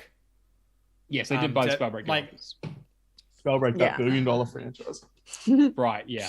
But getting 100 devs though is still pretty good. It is. Oh, good. sure. It is. It's a good get. I mean, it's good. Yeah. It's just funny that we're talking about Spellbreak in the same breath as Call of Duty, World of Warcraft, StarCraft. Yeah. Yeah, that's true. Kind of not quite. I'm giving those devs the recognition they goddamn deserve. I love. Hey, they got a lot of recognition in our community recently. Yeah, good on them. And I think that Activision's golden days are way behind them. You know, like WoW has been on the downward trajectory for a long time. Again, like I said, Overwatch has been basically shadowed over, especially with Overwatch 2. Like Diablo 4 again, like looks good, but that's the only thing I can think of out of Blizzard that even looks interesting that they've done in a very long time. But everything looks good in pre-release. Exactly. How good did Dead Island look in pre-release? Best game ever. Best trailer of all time, mate. And Dead Island 2. I mean, where's that? I think that they definitely didn't get Activision for a song, right? It was an expensive purchase for them, but Activision was like in a spot, like obviously we're in a spot where they wanted to sell, because if you're in a strong position, you don't need to sell. Why would you? And like they gave them a lot of money, but they didn't give them like 10 cent like above the share price levels of money for all of that stuff. Like Activision, and COD has also been on the downward slope for a long time as well. Not again, like Vanguard obviously is a fucking off a cliff, but like this isn't the Modern Warfare days anymore. You know, this isn't like Modern Warfare 1, COD 4. But Modern Warfare 2 remaster's coming out. Sure. And I think there's more people Vanguard's in gaming now as well than there was, you know, in the 360 days. Yeah. More people like play video games. For sure. For sure. You know, we've become mainstream. So now we should stop liking it, right? Is that how it absolutely. works? No, it's like this is actually the last episode of the podcast. I refuse to play a video game ever again. Why do you think we're I haven't been here for just 3 quitting. weeks? I've been Yeah, enjoying exactly. life. Way too fucking hipster for this. You were the ultimate hipster. You got in 3 weeks before we did. Story of my life, Maddie. But I'm curious as like what happens, right? I think that like COD is the reason why this happened, and because it's the big franchise, it's one of the top 10 in the world, and it still pulls numbers. I think it's too narrow-minded though, just saying it's just COD.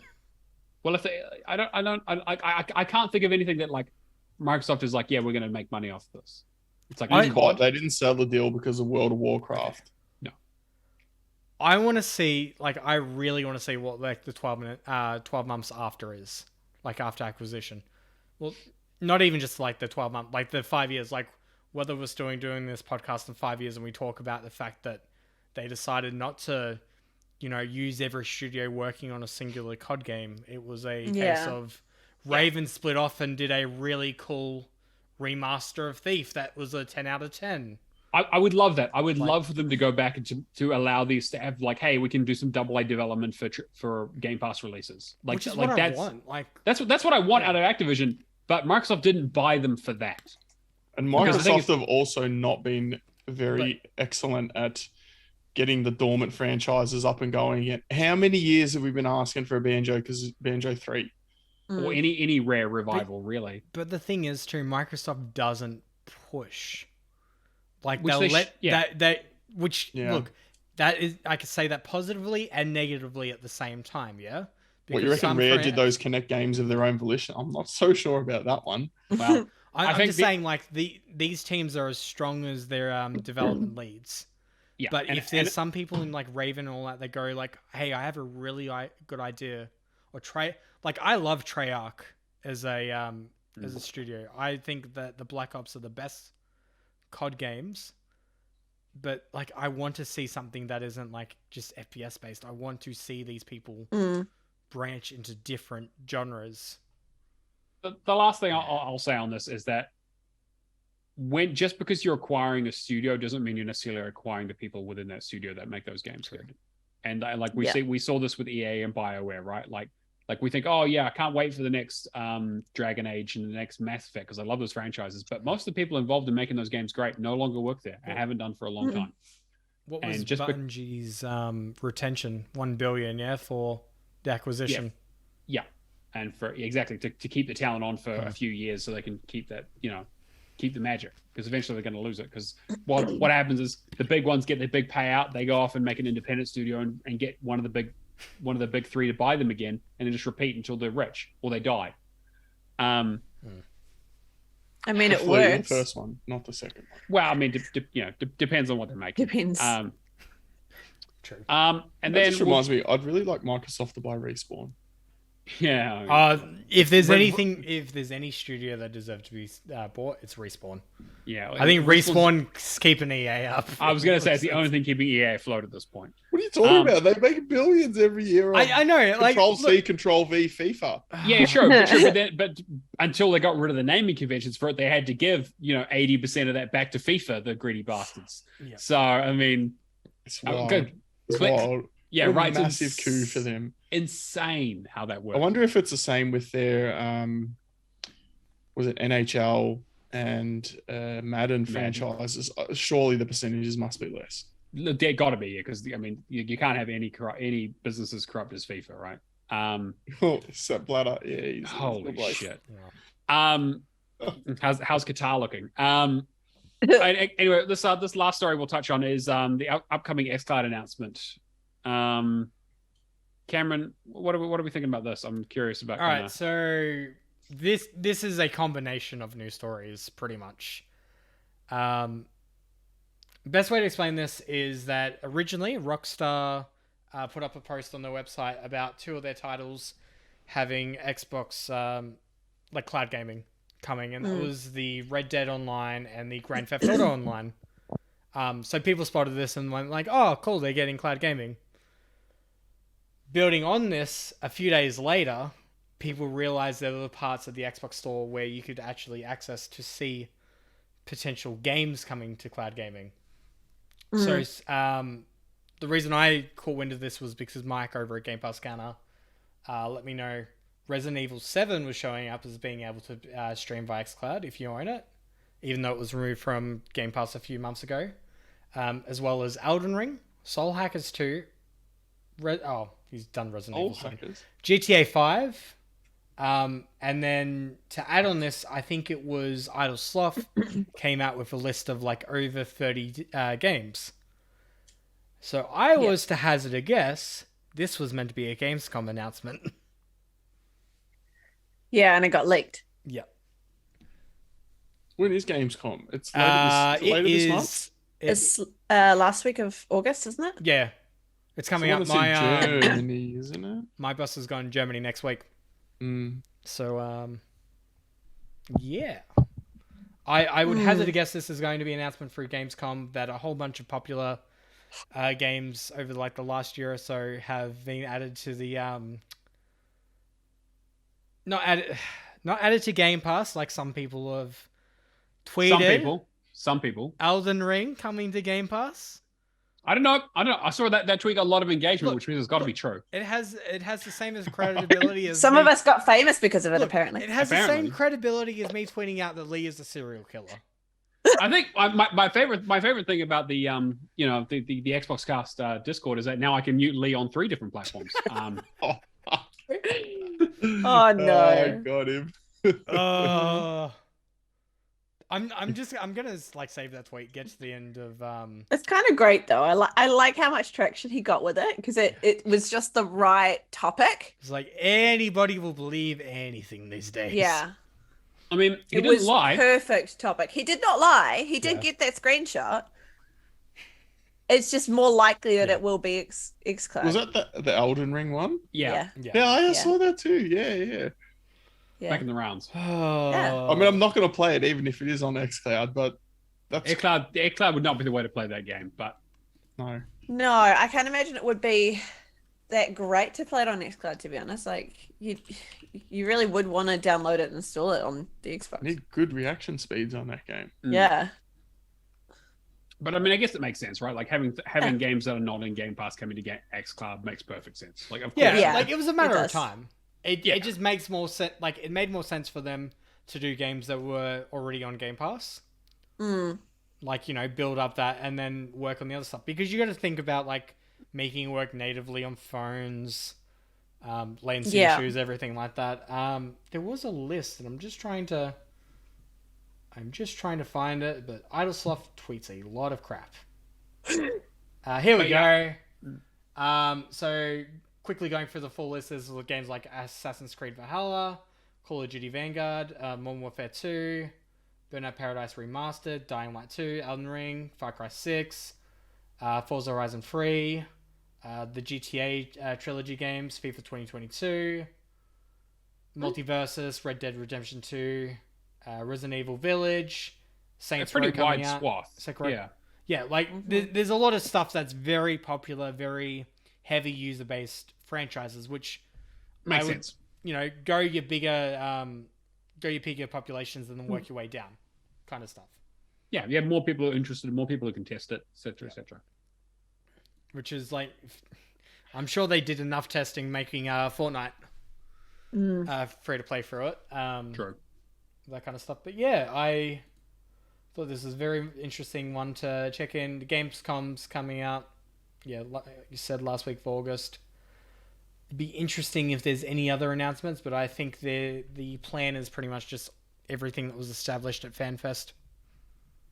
It's coming, so. Yeah. Yeah.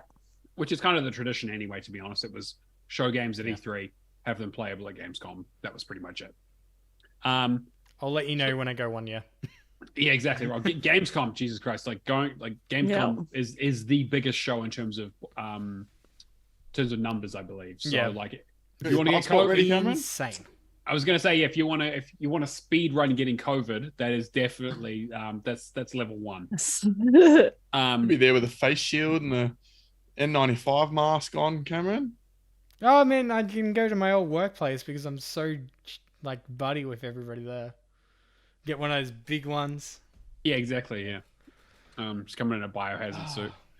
And yeah, right, white controller. Nobody cares about white controller. Yeah, no one cares about white controllers. No, let's move on from that because that just doesn't. Meh. I don't feel like they would stay without white for that long. No, it would not. No, plus it's not full white anyways. Yeah, let's move on. Black grips and stuff. Yeah. I don't know. Yeah. Game Pass stuff quickly, Cameron. Game Pass games and the occasional games with gold plus deals. Cool. All right, so Game Pass games we've had added this week: Cooking Simulator, Off-World Trading Company, Exhibitions, Rome, and 2 Point Campus. If you're a PC gamer, it has been a very good week for PC Game Pass. Coming up, we have Midnight Flight Express coming on the August 23rd, which is from a solo developer, I believe. Looks pretty awesome. Check that out. And Immortality, which is an FMV game coming out on August 30th. In terms of other games that have been kind of announced that are hitting day one Game Pass, but outside of this month, we have Train Sim World 3 coming on the 6th of September. Hopefully it does not have unattainable achievements. Super expensive DLC that we talked about last week. Was Yeah. that one? That's the second one, yeah. Wow, That is the one. Yeah. Moon Scars coming out on September 27th. How do I pronounce this? Inculanti. Yeah. Don't That- tell him if he Inculante or says something. that, Matt. That's a prime opportunity for him to just have a go and just butcher the English language. Thanks, I man. mean, It's fine. I've got plenty of that material already. Yeah, moving on. Soccer Story from No More Robots, who have also done published Mind Scanners, Yes Your Grace, Hypnospace Outlaw. They Hypnospace Outlaw. Yeah, man, I love that. bringing Soccer Story to Game Pass, and No More Robots did have a picture of a tweet the other day with Phil visiting their head office. Phil McCracken. What do you? What? Do you not know Phil McCracken? he's great, mate. With Mike Rose. He's from, married to Oliver. with Oliver Mike Clothes Rose Off. from No More Robots, saying that there would be 6 upcoming day one Game Pass games. Oh, that's pretty good. And then All right. So Let's- yeah, Let's Build a Zoo. When? Okay. I'm will so be- keen for Let's Build a Zoo. That game has done gangbusters on Steam. I want to just criminally merge animals together. Soccer Story is an It's a open really world cool game. RPG. Yeah. What? With a magic soccer ball. Is that like Golf Story? I don't see. know, I but need I'm to gonna look watch up the if it's trailer. from the same dev because that was my immediate first reaction. Right. That was my first thought too. Yeah. The I Golf remember Story Golf only Story. came out last year or the year before. A couple of years ago. Yeah. It's by I- COVID years. Still But yeah. feels like too quick a turnaround. Anyway, Look at this tagline: Open world RPG soccer will arm us with a magic soccer ball as the savior of soccer, and asks us to save soccer and restore balance to the world. Yeah. You know, man, I'm in. you know what? The funniest thing with that tweet though was the amount of attention it got. First of all, because he hypes it up. He's like, oh, by the way, just I'm announcing a game 24 hours. Toodaloo. Builds it up. Everybody comes back. It's like, all right, yeah, cool. Soccer Story. People are like, wait, it's not soccer, it's football. And then the developer does a mock-up all right, the game will now be called Football Fables. Yeah. There you go. Football Fables. All right. Yeah. Cool. And Everybody's happy. Alex will pick it up when they add car DLC to it. Yeah, 100%. Stuff that's leaving. Stuff that leaving Boyfriend Dungeon is the only thing that you need to worry about if you're a achievement hunter. Curse of the Dead Gods is a great game, but definitely way too long. Library Runia, also cool, but also way too long. Starmancer doesn't have achievements, so who cares? and Train Sim World 2, which has unobtainables and also is way too long. And there's way too much DLC. Boyfriend and Dungeon, only the you've kings got of Saudi Arabia can afford all the. Yeah, we need some oil packs. princes. Mm. In terms of what I've been playing, I will just quickly flip through my list because there's not a lot there. I finished up Danganronpa 2. I finally got my last achievement of Fall Guys. I've started Mass Effect. I've been playing a little bit of Mass Effect Legendary for Back to Your Backlog. So I've been playing through the first game. I've made a little bit of progress. Great game, but it's a bit daunting to go back to something that's, 120 hours long. I did Boyfriend Dungeon because it was leaving Game Pass. That game is okay. It is a very okay game. It is a really standard, 6, 7 out of 10. The combat is really basic. The dating stuff is really, really shallow. And I don't really like a lot of the characters all that much. They were okay. I like the concept, but I just feel like the deliveries... It also feels unfinished, not in a way of it's buggy, but in a way that it's missing content because there are only 2 dungeons in the game. There are 12 levels each, and I made it to floor 8 on my first run of the first dungeon. So I smashed through the game pretty quickly without much trouble. And it really feels like there should have been a 3rd or a 4th dungeon or something. It feels like there's another act missing there somewhere. Well, it has DLC coming. Right. So whether it has achievements or not, who knows? With extra characters, there's 3 extra partners, and there are new dungeons. Right. So there are new dungeons coming. So that makes sense. And I think maybe because it was on Kickstarter, I'm sure it's potentially limited to whatever money they raised. So. Yeah, and I think since it's come out, it's going to be slightly different, I guess. We've had it for a little while, so it's very much a visual novel with serviceable combat at best. Yeah. Which I'm okay with. That's not a problem, but I needed more. It wasn't enough of a visual novel to carry it. The story wasn't interesting enough to me, or the characters themselves. It needs to be. I need a bit more. I need something a bit juicier. I still think it's pretty good for an indie title, though. To the point, it didn't overstay its welcome. No, I got it done in a day. Basically, I started at 12 and I finished at 7:30 or something. Yeah. And then the other thing I started up this week on a whim is Omori, which I won't spend too long on because the less you know about the game, kind of the better is kind of how it is. Avoid? Not necessarily. No. Okay. I think it's interesting. It is probably won't mean a lot to you guys, but if you played Earthbound or the Mother series on the Nintendo on SNES back in the day, it is like that. It is you're a real person in a surreal world where some things make sense and some things don't, and it's kind of like you're in a dream world and things are strange and you kind of wander around with your friends. This is the black and white one that you need to use the guide for, yeah? Yeah, you definitely need to use a guide for it. Yeah. Yes. When this launched, I was like, okay, holy fuck. Yeah, there's a lot of missable stuff. There are 2 routes, so you have to play through it twice, which is a little bit annoying, but it's for story reasons. It's But basically the idea is you play as Omori and his friends, and one of your friends goes missing, basically, in this world. And you're like, oh, okay. One of your sort of sweet, fragile friends who likes making flower crowns has vanished off the face of whatever world this is. And so you go on a bit of an adventure to find him. And in between that, you also potentially do some stuff in another world as well. It's kind of it has a dual world thing going on. Okay. And I don't want to say anything more than that because it'll sort of spoil the idea of it. But whereas Earthbound had dark undertones, this just has dark tones. So it has a lot of elements of depression and there's a lot of symbolism. And it is a very cutesy exterior. It's, in my opinion, it's not quite dark enough. It's quite it has it's kind of there's an undertone of it, but it leans a little bit too much in one direction and not the other for my tastes. But I haven't finished it, and I'm sure I'm getting towards the end of the first route, and then when I play through the second one, I'll report back. But in terms of combat and that sort of stuff, it's a turn-based RPG where you use emotions to affect your abilities. So there's a triangle of happy, angry, and sad. One, and basically they one beats the other. But they also have stat bonuses. So like if you're angry, you do more damage, but your defense goes down. And if you're angry, you can beat sad. And enemy, if you can make your guy sad or happy or angry, or you can make the enemy that as well. And then there's also like levels of it. So it's like you can be happy, elated, and then like manic.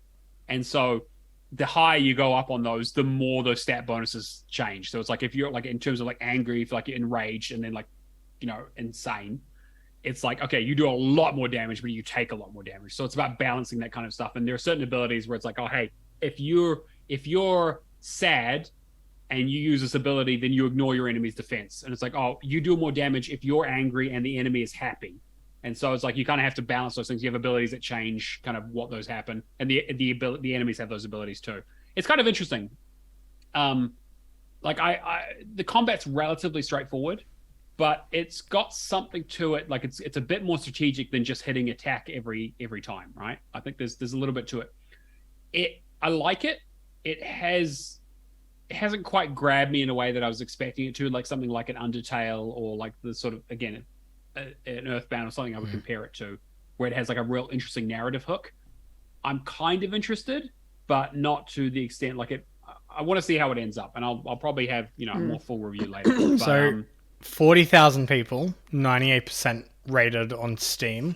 Yeah, it's hugely popular. It has like like in terms of like that, like I bring up Undertale not just because of kind of the aesthetic, but also because of the community like around the it. cult following. Yeah, it has a real cult following.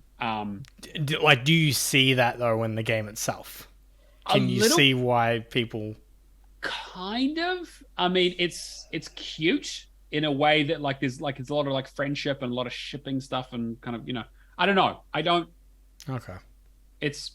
I can kind of see it, but it's not like I'm not invested in the same way that I thought I would be based on the sort of zeitgeist around it. I saw the release and I was kind of like, I do want to play this at one point just to have that experience, but I want to do a guide. I know this is going to have missables and that. There's a TA walkthrough that's very, very good. So but it is it's a time investment because you have to play through it twice. I'm nearly 20 hours into it towards the end of the first run. Okay. And the second run through is longer, sort of. There are some major differences, but anyway, that's me. I have no idea what I scored this week, but it's probably not a huge amount because I've been spending a lot of time on sort of longer games. Alex, what have you been playing? Yeah, mate, I've been playing some games. Yeah. Sadly, have not been playing as much Sniper Elite 4 with Aftos. But we have managed to get through 3 of the missions in Authentic Plus difficulty. So there is a bug or a glitch in that game where you have someone host who hides back away from the action. Someone just goes and tees off with their, whatever guns. And then when you go down, you force quit the game, they invite you back and you're back in. So we're doing that. Since the first time we played it, it's been a lot better. Aftos has managed to help me out a bit as well, even though I think it's a bit risky. Seem to be getting a bit better at it. It's kind of freeing not having to look for 35 collectibles in every mission, but it still takes just about as long to finish a mission. But you don't have to do all the side objectives, but it doesn't show you on the map where they are anymore. So you're like, you got to kind of remember or look at a map that is not for Authentic Plus to figure out where everything is. Cameron, why have you got a big... What have you got, Cameron? You got like mustard Cameron's got a Maxibon or something. No, Cameron's got a Maxibon. Oh, God damn it. Which end are you eating first? Shut up. Oh, for That fuck's sake. is Turn him gross. off. Turn him off. No, Oh Get my off. god. I think Something let's just. I'm gonna skip over Cameron's games this week. I think we just. That's fine. I didn't need to talk about anything anyway. Yeah, it's fine. So anyway, Oh my god. I am looking forward to sniping with Aftos, not Cameron, even though he's just committed a war crime. I did the Colourful Kalori. I don't even know if that's how you say that. Did the updates that came out. Yeah. One of them was 69,000 TA when I earned the points. Actually, it was 68. So that was nice. And everyone was like, oh, congrats on 1.3 million true achievement score. And I'm like, yeah. And I go, have a look at my Just score wait. now. It's 1.23. Like, it's Enjoy it while you whacked. can. Yeah. Yeah, Should my have taken a screenshot, mate. ratio shot up, mate. Shot up. But I've been playing more Last Stand Aftermath, and I actually gave it a rating this week. I gave it a 4.5 out of 5. Mm-hmm. There's like 0.5 is like, I can forgive a lot of things because it's only a very small team that makes it, but I had to knock 0.5 off. But it is a great game. It is not a short game. Yeah. I only have 4 achievements left now. So I only got 2 achievements from it this week. And one of them was for getting killed by a trap. And there are many different types of traps in the game. Oh, trap, not trout. Okay. A trout. Oh, those damn rainbow trout. That sounds pretty fishy to me. Yeah, I was gonna say, yeah. They bite. Yes. But yes, there's many different types of traps in the game. Like there's a poison bomb, there's landmines, there's a couple of others that I can't think of. Like trip mine, like a trip wire that does something. But there's only one type of trap that the achievement works for. And it's a shotgun in a door. So you walk in the door and it kills you. So I had to get my health down to under 20. You start with 100. I start with 100 now, I think. Get it under 20 and try and replay the first area over and over and over until I find a shotgun door. And it took me like 6 or 7 runs to finally find it. I was finding them all the damn time when I played it earlier. Never got killed by it. And I finally got the 1,000 zombies killed. Now, I was talking to my friend Rick, and he said he did 1,000 zombies in a single run to get this achievement. Okay. Which there's only, I mean, you can stop at a lot of places, but you have to find antivirals to stop the infection from whittling down your health. So you are essentially on a timer, even if you max out the reduction of infection buff. I found that it seems to be 1,000 zombies in a play session. So I played one all the way through to the end and I killed 500 and something zombies, might have been nearly 600. And then in my second run straight after that, I killed about 400, 350, 400, something like that. So it must have added up to about 1,000. Because I reckon I was at about 2,000 overall. And I'm like, where's this achievement? They have got a few buggy ones like that. So yeah, I only have a few left. It's going to take a while, which is a problem because there's a badge this month for getting achievement 15 different days of the month or something. And I'm at bronze and we're nearly halfway through the month. So yeah, I've got to do something. But I was thinking maybe this might be the achievement that takes me to 800,000. So I'm at 781, 710. But the problem is the achievement name is not good. The last one that I'll get probably will be called This Is the End. I mean, that's not too bad. I know, but like that's the 1 million gamer score achievement. This is the end. That's true. There's the one like a new beginning would be cool. Yeah, it's not bad. But that's for finishing 1 run. Right. So the achievement for finishing 5 runs, which have to do in a row, would obviously come after that. But yeah. Oh man, I love this game. I'll see how long it takes. I'll obviously be able to optimize my run if I do decide to do the Japanese one, but it's good, man. It's good. It's pretty chill as well. You quit out in the middle of it, like not if you're trying to do the 5 runs in a row, but are you eating a Maxibon with a spoon, Cameron? Yeah.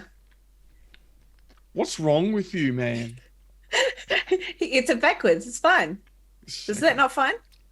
Just keep going. Just power through. Power through, Alex. Look, I didn't say anything about this until you brought it up, buddy. So you're the one derailing. Yeah. I'm gonna send someone to do a wellness check on you, because I'm worried. That's me for the week, though. I just want to talk about those 3 games. Didn't really play anything else, so it's 2,110 for the week. Sweet. All right, Charlotte, what do you got? I didn't really play much either this week. I've just been sort of keeping my streak going because I've only got like a few 16 more days I think left to get to my goal. I have been getting a few of the achievements smashed out for solitaire again, so I've just been doing a little bit of that every day to get closer and closer because I want to get that complete at some point, hopefully soon. I'm still working on Seasons After Fall. I'm still streaming Lost in Random and Star Wars Jedi Fallen Order. But I am adding an extra stream probably tomorrow for Cult of the Lamb. I'm very excited to start that. And then I have also started North. Oh, It's you get through that weird. pretty quick. Yep. Yeah. I'm It's up an to the unusual game. I'm up to the speed thing with the rocks. Yep. So I just have to do the rock thing and then I'll try and smash out the rest of it. Yeah, it's weird. It's very fine. strange. It's just very weird. Yeah, so that's gonna be fine. And I've still just got one achievement left of Jackbox Party Pack 2. Oh, is that the alien? No, 2. I've got 2. And no, it's the bomb core.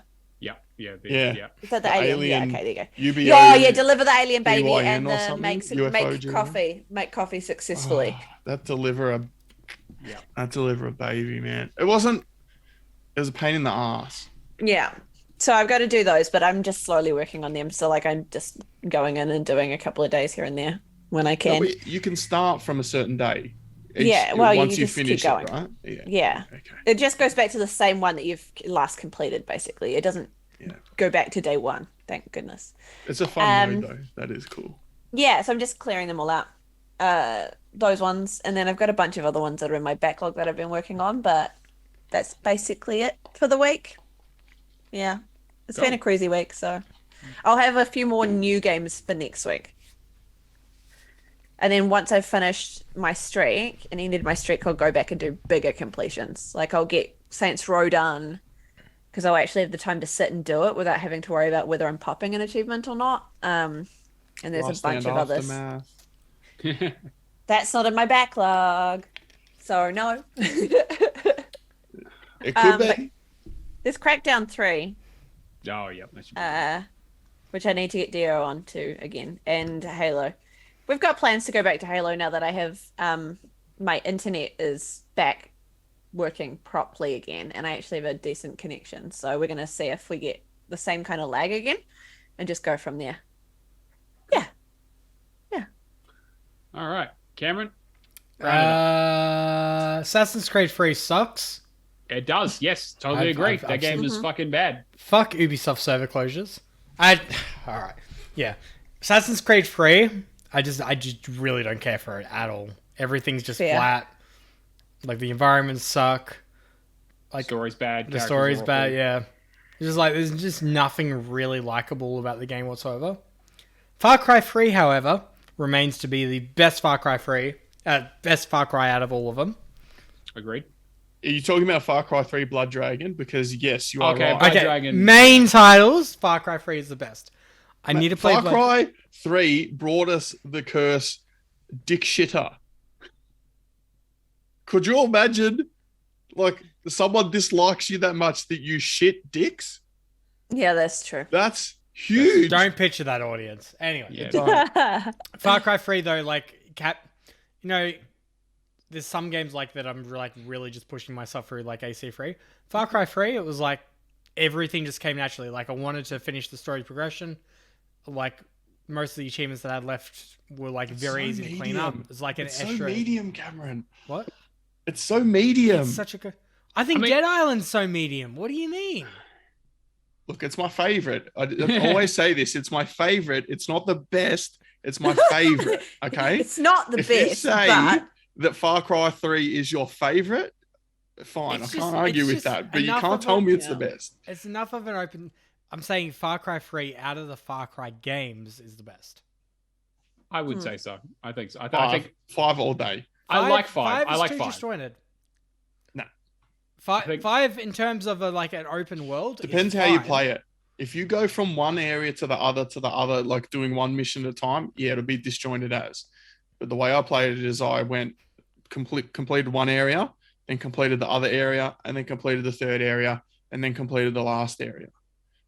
That, yes, if you play it like going around doing one at a time, of course, it's going to be super disjointed. But that is a possibility when you make a game the way that they made that game.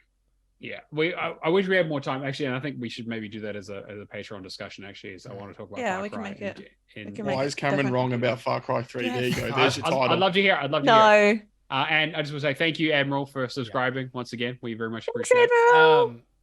Driver San Francisco. Like I'm getting to like the last 12 achievements. Really enjoyed my time with that. Really enjoyed the story. The multiplayer boosting with Lee, Kingsman, Todd, and a few others. Like we smashed it out in like I would probably say a day and a half. Like Not to get too to bad. level 38. Other than that, I need to do some more Blacklist. A Dives Shenson IO, which if anybody's aware of, is a Zachtronics game, which is like very code engineering heavy. I have no idea what's going on. This very much feels like the single state to me, and I'm going to have to do a master's in some college course to be able to understand it. Yep. Yeah, I need to go back and play Far Cry 2 as well. Other than that, started 2 Point Campus. It's essentially a reskin of 2 Point Hospital. Not in a bad way, though. Like, it's very familiar, but still fun. Okay. Cool. And I don't know if I talked about As Dust Falls. You did. I've finished all of As Dust Falls. Yeah. Oh, okay. Yep. Really enjoyed the story. Going back through the branching narratives. This isn't the telltale bullshit of like this character will remember this. Like there are branching parts that you can do that like heavily impact the story. I've got it installed on my console. I'm just waiting for a good guide, so I'm not wasting my time. But I'm very interested. I very much suggest play without a guide, in a group, experience it, and then do cleanup. All right, we'll see. Yeah.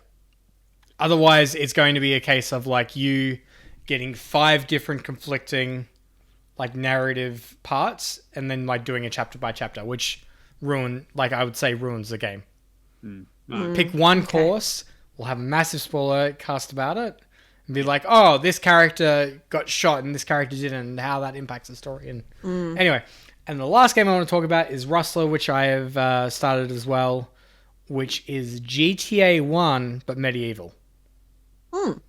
Okay. Okay. Bloody Admiral. Admiral, stop beating the butts. Appreciate you. Yeah, so Rustler has a really cool like rap intro though, which I posted in Discord, which is like medieval rap. Okay. All right. But very much that was. Yeah. Just for an indie, it's like very creative, but like top down kind of view, GTA level thing, but like horse and cart, very much like very PS1 like esque, but updated graphics, if that makes sense. So very much the feeling, sensibilities. Yeah, very much the feeling of playing GTA 1. And I don't mean that in a bad way. Like very enjoyable experience, but just more so for like a modern console. Okay, interesting. I might have a look at that actually. The only caveat to that though is there is an achievement for finishing the game without being arrested or dying once. Oh, okay. Yeah, that's pretty rough. But you can reload checkpoint and it doesn't affect it. I'm sure you can cheese it. Yeah. Yeah. Cool. Okay. Reload checkpoint. It's not even a case of like quitting out and all that. Just reload checkpoint that has a stat screen so you can check that you haven't accidentally fucked yourself over, and then just save scumming. But really crude level of humor. Very enjoyable.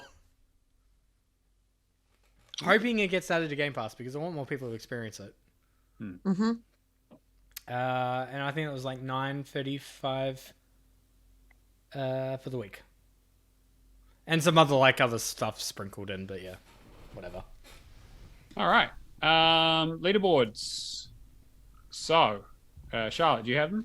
Or I do. Yep. No, I have everything. I've got it all sorted. I will roll completions into next week though, so we'll do a 2-week completions next week just because it'll take a bit longer. But our leaderboard for this week, in third place we have Kamekisu with 6,320. In second place we have Martel with 7,570, and in first place we have Red with 8,070. Fantastic. Good job, guys. All right. And then I suppose I should talk about the word challenge. everyone's favorite competition. Is it the witness? Take up. I mean, you can guess it. Someone threatens me every time I guess the witness. I'm not sure. So the word challenge basically is where I pick a game. There's a channel on our Discord, discord.io/Hall of Games. And you have to go and guess what the game is. And if you get the title correct, a gift pops up and you win $20. Simple as that. Every week I give a clue. The previous clues for this current competition is that the game has over 30 achievements. There are no numbers in the title. And the new one, is that it is based on a licensed property. Now, I'm not going to say what licensed. It's an adaptation license, so could be from a movie, could be from a book, could be from a rap album, could be from fucking anything, but it's not an original work. Rap album? Or Vanilla Ice's Def Jam. Yeah, Def Jam. Yeah, there you go. Something like that, right? Yeah. Oh, I know what it is. Good luck. It's 50 Cent. 50 Cent, Blood on the Sand. Bitch took my skull.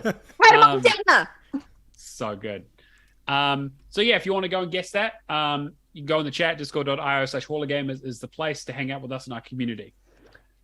We've also got our Patreon. Patreon.com/Hall of Gamers. If you want to give us some money. You didn't mention the cat. What cat? The Discord cat. Oh, Cameron put a fucking cat in the. There's a icon. Discord cat. So if people can't find where the Hulk server's gone, there's now a cat, and if you hover over the cat, it gets a rare diamond. It gets a rare diamond. It does. By the time you hear this, we probably have changed it to something It's else. I'm not probably changing it. I don't believe you.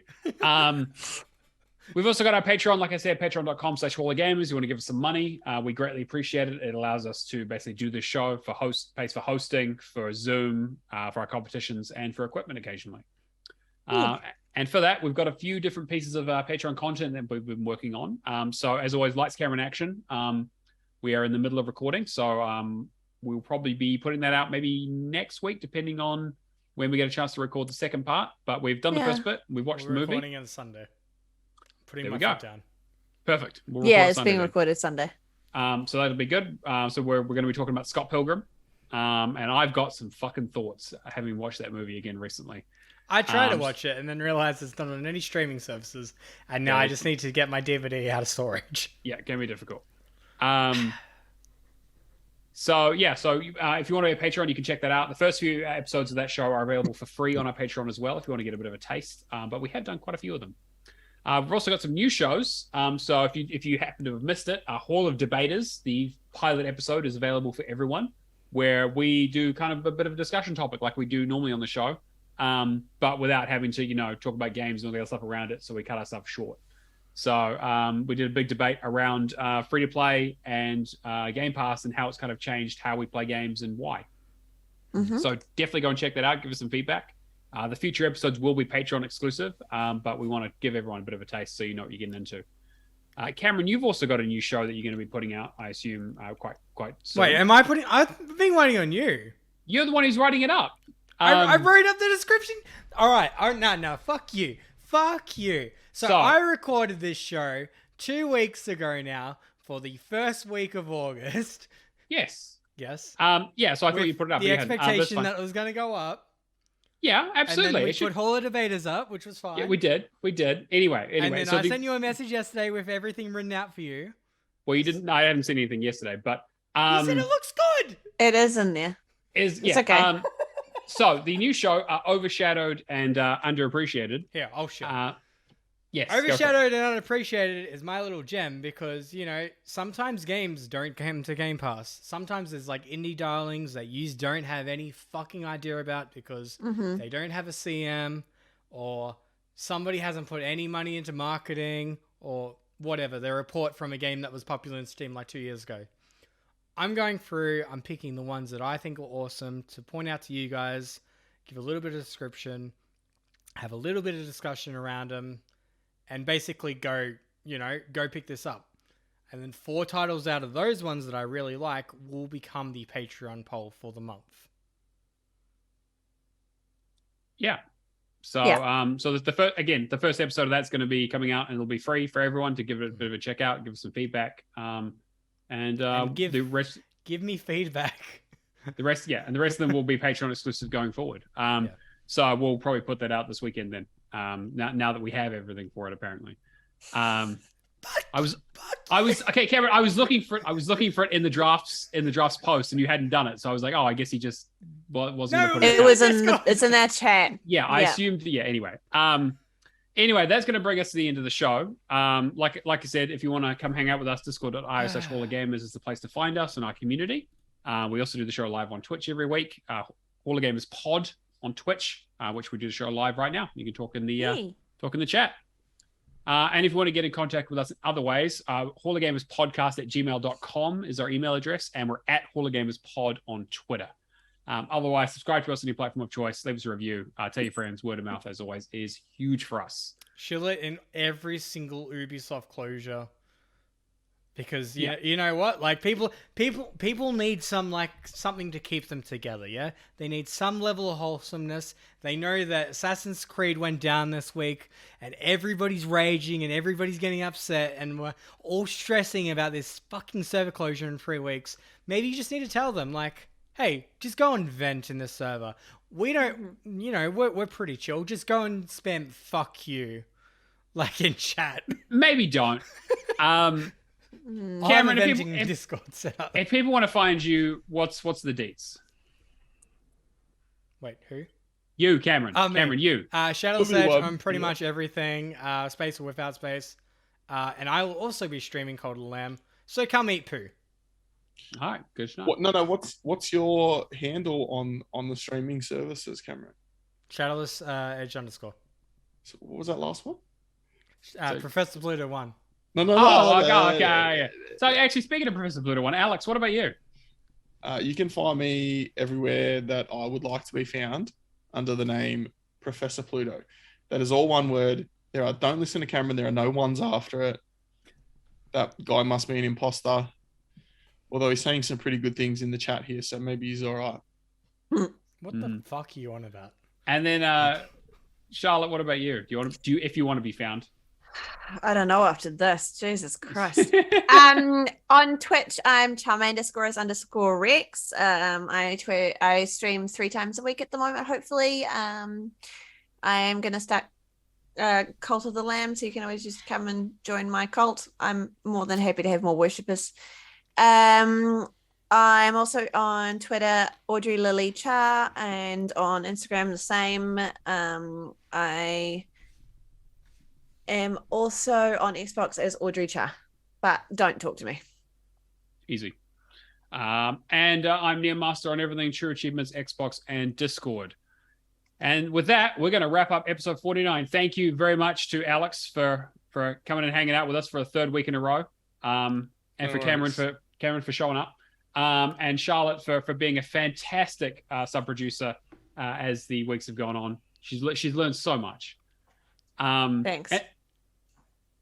And thank you to our audience. Cameron. Yeah, absolutely. Yeah. and rude. And thank you very much to our audience and to our patrons for keeping this show running. We very much appreciate you. And we will catch you guys next week. Peace.